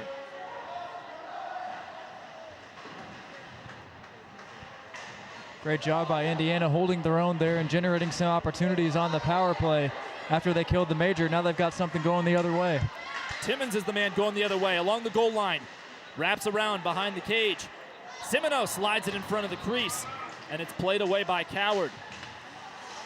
Carries it out of trouble this time. Tries a saucer pass. It's blocked by a black sweater. And again, Simino pushing forward. A lot of redirects, a lot of choppy passes that don't hit the intended target, including this one that bounces off the stanchion and out of play, drawing a whistle with 14 and 7 seconds to go here in regulation. So far, the third has looked eerily similar to the second period in terms of opportunities going back and forth and the physicality continuing to be a factor. Indiana important to win this draw in the attacking zone and try to generate something, but Ohio able to clear it. We've played 6 minutes here in the third period between the Bobcats and the Hoosiers. Hawkins sidesteps a big check and has a man with him. That's Slavin. Nearly loses an edge, charging into the end zone. Michelli sets it up. A shot off the shoulder pad of Zazon. He has stood tall. Centering pass zips through the blue paint, and no one was there to collect it. Hawkins reaches out and bear claws the puck back down to his own skates, and then gets punched in the knee and goes down hard. Finally a whistle, and the crowd is showing their displeasure for the play on the ice. So it will be Indiana going to the power play. And speaking of the crowd, Garrett, we learned during the second intermission that the home fans were issued some sort of warning for misconduct, and it looks like a few of them have fled the premises rather quickly.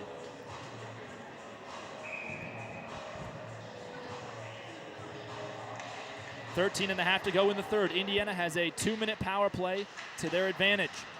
Leo Warner on the overlap, redirect attempt by O'Flaherty. He can't hold on. Now McDonald gathers it in front of the Bobcat bench. Zips through the high slot, shot, worm burner, and he kicks it back toward Jeremy. Moving around, deflection right into the chest protector of Zazon. Still 100 seconds to go for this power play.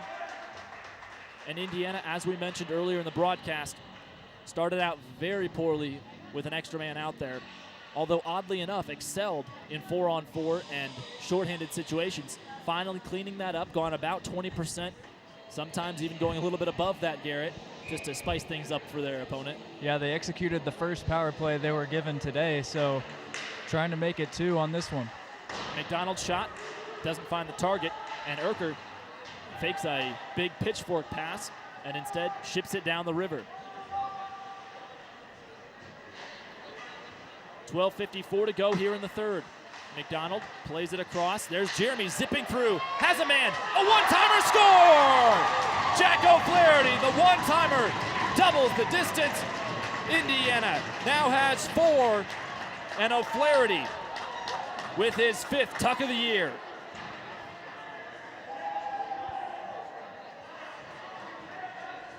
Just a team play right there as Jeremy was swooping in on the far side. He backhand shoveled one to O'Flaherty, and it was an easy put away in the top shelf.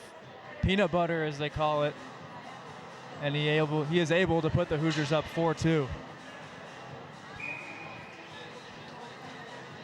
A power play marker for Indiana.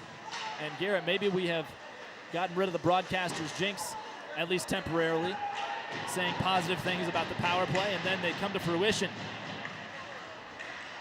There's Jack Kissel jamming at the puck, trying to win it back on the forecheck. Power play timing finally erased from the big board over to our left-hand side. And it is 5 aside naturally. McKay tries to reverse it, instead has his pocket picked, pushing forward. And the centering pass knocked away off the elbow of O'Brien, where it's chased down by Zazon. He clambers out of the crease. Big hit by the shoulder of Kissel. And now McKay retreats before laying a man out on his all fours. Puck somehow ends up in no man's land, and it is cleared out by Tamborski as both sides get a wholesale change. Under 12 to play, 4-2 the score now. Indiana after that goal. Williams lunging at the puck, chopping at a man and smacking him along the side of the leg. He goes down and play continues as is. Timmons working the blue line and gets it kicked away from him. Here comes Bobcats, 2-on-2. Thinks about it at the far side. Blocked shot, sailed through the uprights and must have made contact with the light fixture. 11.5 now. And Indiana have control of the shots on goal, 5-1, and the hits as well, 6-4. Garrett, the difference this period as well, Indiana winning the face-off battle, despite the fact that they were vastly out-paddled in the face-off dot in the second frame. Timmons controls it for Indiana behind his own net. Centering pass flies up into the air after a deflection. Gustafsson shovels it forward. Racing after it is McDonald going down and sliding awkwardly on one leg. Another win back by Williams. And the Bobcats trying to win it back, but it deflects up and out of play. And so with 7 seconds just over 11 in the third period, Garrett, finally some 5-on-5 action with a lot of pace like we saw at the start of the second period. They came out of the gate hard in that middle frame that you called. Yeah, and you talked about how Indiana's really done the little things right. They've been willing to do the dirty work, blocking a lot of shots. Everybody's been willing to drop to a knee to keep the puck from reaching Billis.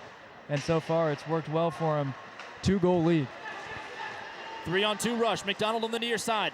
Has a man to the backside. Castricani couldn't corral it. McDonald digging into the backside of the structure. Warner moving in, gets hit hard on the shoulder. Gustafsson flops it into the corner on the near side again. Sailing into the air and batted down by Hawkins. He chases after his own loose puck. And again, wobbling away. Here comes Tehan, swinging a drive. Paddled away by Billis. Donnie Tehan left the game after being down and motionless for a considerable amount of time in the middle frame. Waffle board save up into the air and collected by the Bobcat D-men. They'll regroup and play it forward onto the near side. That's Josefiak. Head swiveling back and forth and has a man with him. That's Urker. His shot again, paddle up into the glass by Sammy Billis. Hawkins spins his man around, plays in front. Urker can't get the edge of his stick onto it and has to collect his own miss. Combination passing down close. And a shot through traffic hits a pair of red pants. Now to DiLorenzo all by himself. Wrist shot, kicked away, second chance, score! Ethan DiLorenzo, the sophomore, gets his second goal of the night and his 11th of the year. 9:40 to play, and Indiana leads by a field goal.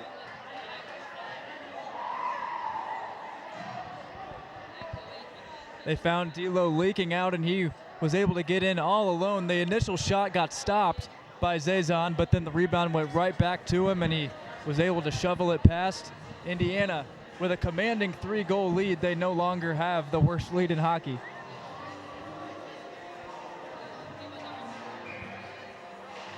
Well, Garrett, this game has turned in a way that we didn't quite expect. Indiana has not played a game until this point since December 3rd. Meanwhile, the Bobcats just got done throttling the Virginia Tech Hokies down in Vinton, Virginia, Roanoke, whatever you want to call it, at the Lancerlot complex. And we only know that thanks to Twitter. Here comes Chambers, a shot. Bar down, scores! Out of nowhere! Chambers from the blue line rips it off the iron. 6-2, back-to-back goals for Indiana, just like that. We've had a couple goals for Indiana come out of nowhere, and they came right after initial goals. Back in the second, they did the same thing. They scored 2 straight, and now they've done it again to make it 6-2 with 9:14 to go. Just an incredible showing by the men in black here today. Well, the first time they donned these sweaters against Bowling Green, they whooped them up, and they're handling themselves quite well so far tonight. Michelle's pass stolen away. Bowditch racing down the side, swings and misses. Williams absorbs a big hit, and now a chop to the wrist and a whistle's blown with 8:51 to go, and a crowd draws, and the herd of Zebras collapses quickly into the corner on the far side.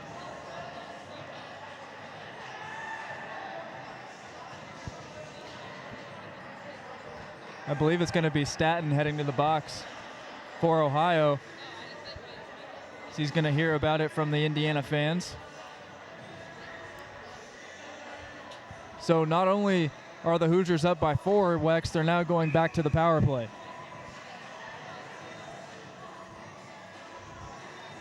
It looks like tonight, number 13 is Jack Mueller. A lot of jersey changes tonight for the Bobcats on the road. Jeremy sends it through traffic. Didn't reach the target and sends it out of the zone. Indiana on the power play again. And they converted their last one quite well. Jeremy zigzagging, but his pass is knocked away. Urker from the dot gets collapsed upon by an Indiana defenseman. Now a rush the other way. Pass that zips along the blue line and sails all the way across the sheet diagonally. 35 seconds have elapsed on this power play for Indiana. 8 and change to go here in the final period of regulation. 6-2 the score. Indiana, a flurry of goals here on Friday night to take the lead, a commanding one at that. Jeremy's shot gets penciled up into the sky and nearly hits the disco ball with 8 minutes flat.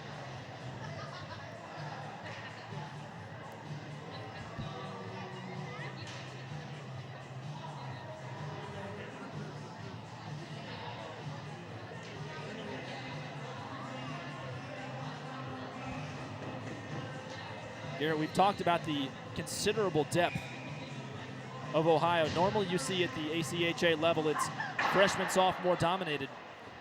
This Bobcats team, 12 upperclassmen out of 23 skaters. And you have to choose them as a favorite going into the postseason with experience like that under your belt. Here comes DiLorenzo, stick handling, moves to the near circle, spins around and cuts an edge in. Leaves it for Castricani. 45 seconds to go on the power play. Zipped over toward Warner. Back to DiLorenzo, a shot. Finds a body and clears the zone. Half a minute before the Bobcats will be even strength. 7.5 to go here in the third period. DiLorenzo's 2 goals are par for the course. He dominated against Ohio last year. A goal in the first game, a goal in the second game, and 2 goals in that postseason game that ended 4-1. DiLorenzo, a Bobcat killer for sure. A dozen seconds or less on this power play, and the Bobcats look like they've survived this time. Everyone catching their breath, and maybe a few jawing back and forth once they've got it under them. Played forward to Kissel on the near side. Moving through the slot, wrist shot over the bar. Bounces off the glass and redirects where Marina gets squished on the windshield. Ripley gets his stick lifted, and it rolls into the corner. Back to Kissel, and he leaves it for O'Flaherty, whose shot sails into the sky and nearly hits the American flag behind the net. Garrett, we saw that in the first semester. A puck knocked that flag down, and then a fan caught it before it hit the ground. And I gotta say, that's an athletic move to show off your patriotism. Yeah, that was about as American as it gets. A heck of a moment that's definitely going to make it into the end of the season recap, I'm sure. It could have been more American if it was baseball and not hockey. And now we've got a man down for Ohio, collapsing on the face-off dot on the near side. 6.5 to go, and Jack O'Flaherty is being waltzed over toward the sin bin, it would appear. Down on one knee is Ripley. Hayden Ripley last year, second on the team in points with 31, behind only Brendan Kalura with 41. Couple missing pieces for Ohio on this trip. Noah Staten not playing tonight. He had a hat trick against Michigan, and it wasn't as if he just got hot in a 5-minute span, Garrett. He had 1 goal in each period to make that hat trick, so that's consistency across the board that you could definitely use if you're an Ohio team in a hostile environment. Bobcats win the draw. Twirling around the blue line is Tambrowski. Fed in front. Billis kicks it aside. Getting wrapped around. Hawkins bear hugs his man. And Indiana will be on the penalty kill for 2 minutes. Hawkins lines his man up and then takes a hit to the face. Whistle's not blown and play will continue. Simino pushes it free, and it's at the blue line where Chambers goes down and paddles it aside, trying to lay down a bunt. He does just that, and now it's Simino who sends it diagonally through the attacking zone for Indiana to get fresh penalty kill units on. 120 seconds to go before it's even strength yet again. Puck twirling like a top, corralled by Slavin, and it's Michelli furiously chasing it down, trying to sidestep the man that was guarding him. Hit down to his own stick by Ripley. Seems to be no worse for wear, and carries it across the red line into the zone. Makes a move, feeds to the backside. That's Tehan, swinging a drive. Hits a man on the way, and then the second chance doesn't hit the target. Urker holds, swirls around, cuts back again, and then drags it across the goal line, trying to set something up. Kalura thinks about it, shot for a redirect, and Michelli's able to snuff out the danger after a Billis block again. 5 minutes to play in the third period at the Frank in game 1 of this 2-game series that is oh so important, not just for the TSCHL, but for the ACHA rankings as well. 5th and 6th, these teams stand next to each other in the Southeastern ranking. Toilet bowl to the far side. Tehan digs in and then sends a man flying, avoiding a hit. That was Kissel soaring through the air like Bobby Orr. A swing by Kalura. His shot gets redirected and ousted into the corner. Twirling around, Kalura works that center. A one-timer from Tehan on the far side. He drills another black sweater. Puck still in the zone, hasn't cleared it yet. Only 2 defensemen back. Shot doesn't hit the target. Tehan couldn't get it to go where he wanted. Urker still in there. He's been in the zone for a considerable time now, Garrett. Indiana back to even strength, but they're still without the puck and any kind of way to get it out. Williams steps in, throws a shoulder into someone, but doesn't get the puck. Centered into the backside. Sliding around, and now a whistle's been blown. A slash, so says the referee in front of the scorer's table with 3:46 left in this game, and Jack Kissel, the captain for Indiana, will take a seat for just a brief 2 minutes. Man, the action was heating up there for a couple minutes. Indiana fortunately able to draw a whistle as Kissel heads to the box, so they'll be shorthanded again, but they've done a good job killing today. Only giving up 1 power play goal, and it was on a major penalty, so I'm sure they've got one more in them. Knock on wood. Garrett, I've got bad news for you. The table's made of plastic, and so are the bleachers. We're going to have to look around and see if my wooden hockey stick is still in the car. Castricani lays out on his stomach and then pushes the puck free with his hand. Flop shot goes just over the bar and into the corner. Recovered by the Bobcats to the backside. Couldn't corral it. And Indiana finally gets it to go all the way across. Back on their heels. And they've dealt with this situation well, considering the circumstances. 90 seconds remaining on this power play for the Bobcats. Pretty much do or die time for them. Stolen on the shorthand. Castricani stick handles away. Tries a toe drag after knocking the stick out of a man. Big hit by Castricani again. And it's played into open ice where Castricani again finds himself in the middle of the action. Tanano Arana by himself. He shoots right into the chest protector of Zazan. May have gotten a bit of the leg pad as well. An even minute to go on the power play. Half of it's been burned off. Not a whole lot of entries allowed. Hoosiers won't let the Bobcats set up shop just yet. Rolled into center ice. Slavin barely onside and then gets spun around. Urker leaves it for a man and then loses an edge. Played into center ice. McDonald one-on-one. Moves to the far side. Holds it. Feeds it in front. And a big collision. Bodies go flying, and going down hard was Ray Myers. He got cross-checked in the head by the goalie as he was sent into the cage. And it looks like everybody's going to calm down for a brief moment, realizing it was not intentional necessarily. But boy, going down in a heap were Zazan and Myers, almost meshing into one ball of equipment as the net nearly fell on top of him.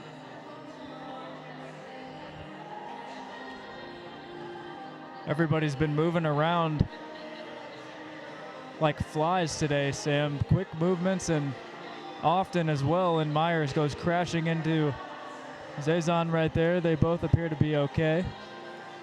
Garrett, this may be a reference that's before our time, but with me, that's nothing new. That kind of hit would make the Rock'em Sock'em intro song.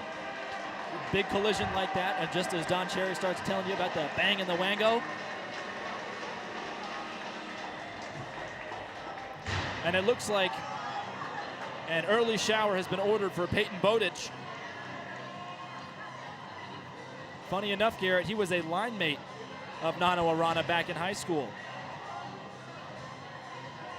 We'll have to check the score sheet to see how everything shakes out, but for the time being, Indiana has 4 skaters on the ice, as do the Bobcats. 6-2 the score with 2:16 to go.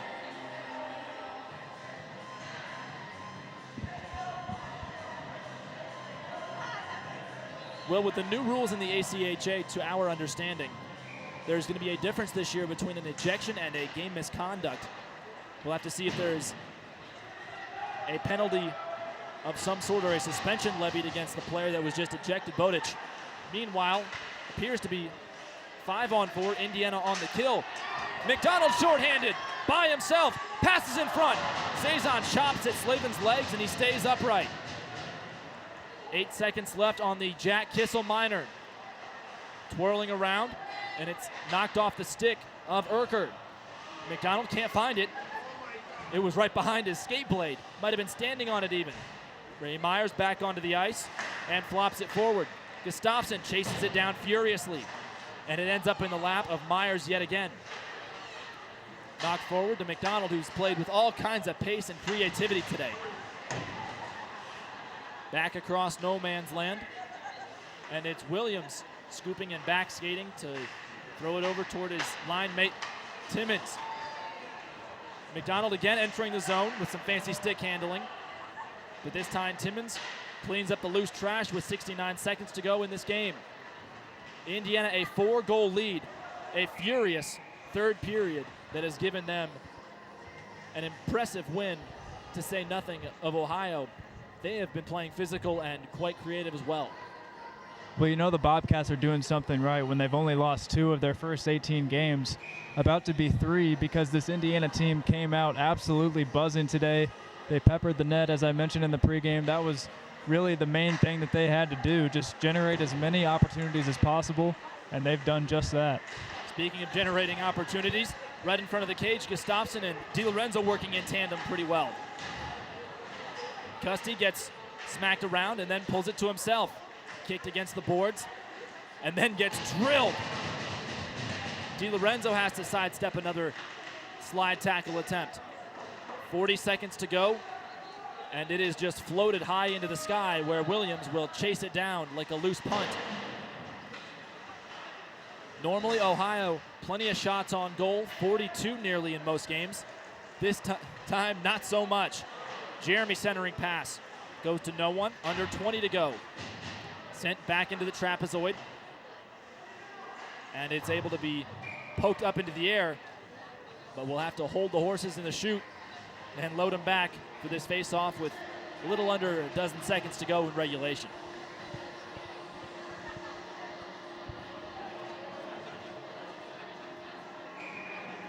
.22 shots on goal right now for the Bobcats.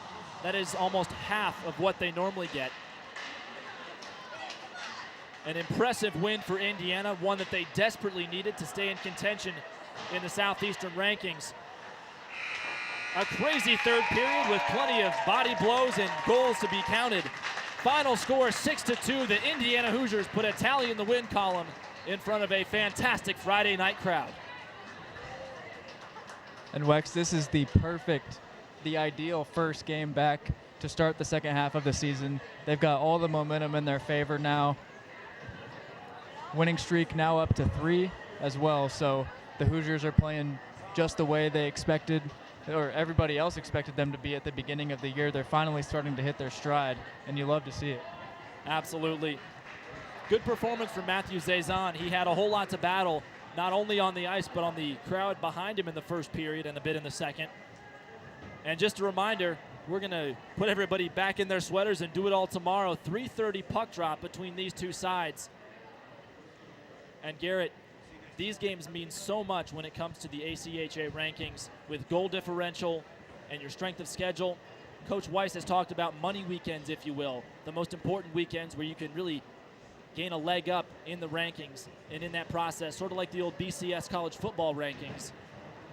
And this is one of those games that really the boys stepped up and got. Oh yeah, every second matters, literally. And we talked about before the game how the Hoosiers haven't played as many in-league games as some of the opponents that are currently ahead of them in the standings. So they get 3 points in that column with a win today, and they look to make it 6 tomorrow if they can get it 2 in a row here.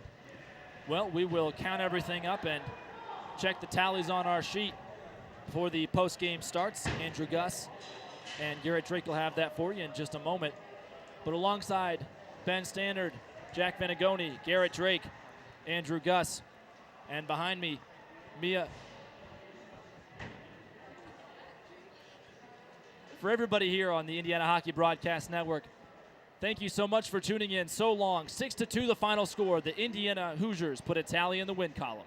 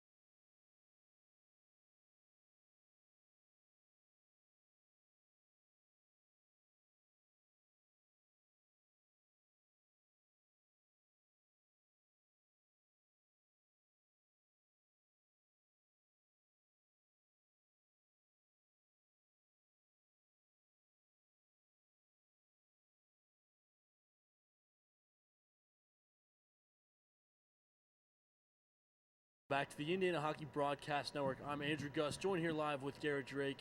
Garrett, a great 6-2 win. We came out strong as we hoped. Slowed down there a little bit in the second period, but the third period, the Hoosiers re-grabbed the reins and took over. Tell us all about it with some stats here. Yeah, Indiana ended up taking it by a score of 6-2, as you mentioned, but it was exciting all the way throughout the entire game. Indiana was able to tally 45 shots on goal, which is a number that they hover around the entire season, but that's especially impressive because Ohio does not give up that many shots. The Bobcats, on the other hand, were only to get 22 shots against Sammy Billis, and he only let 2 in, so that's a pretty good percentage. If you're a math major, you can do it in your head, and Indiana got out-hit a little bit, 28-26, but they didn't back down, no question, and the penalties, they got to clean those up if they want to get a win again tomorrow, but they were able to fight them off, fortunately. Killed off 2 majors, only giving up 1 goal, and that's pretty impressive. Could not agree with you more there. As we said, the discipline came a little bit out of hand there, but all in all, I think that the reason that we definitely did not outwin those hits was probably because we had the puck the majority of the time and we were in the offensive zone. Did a great job, but you have to remember, it's a series, so there's another game tomorrow at 3:30. We'll be right back here at the Frank, and we'll see what game number 2 has to offer. Again, you've been watching the Indiana Hockey Broadcast Network. For Garrett Drake, I'm Andrew Gus. Thank you, and have a great night.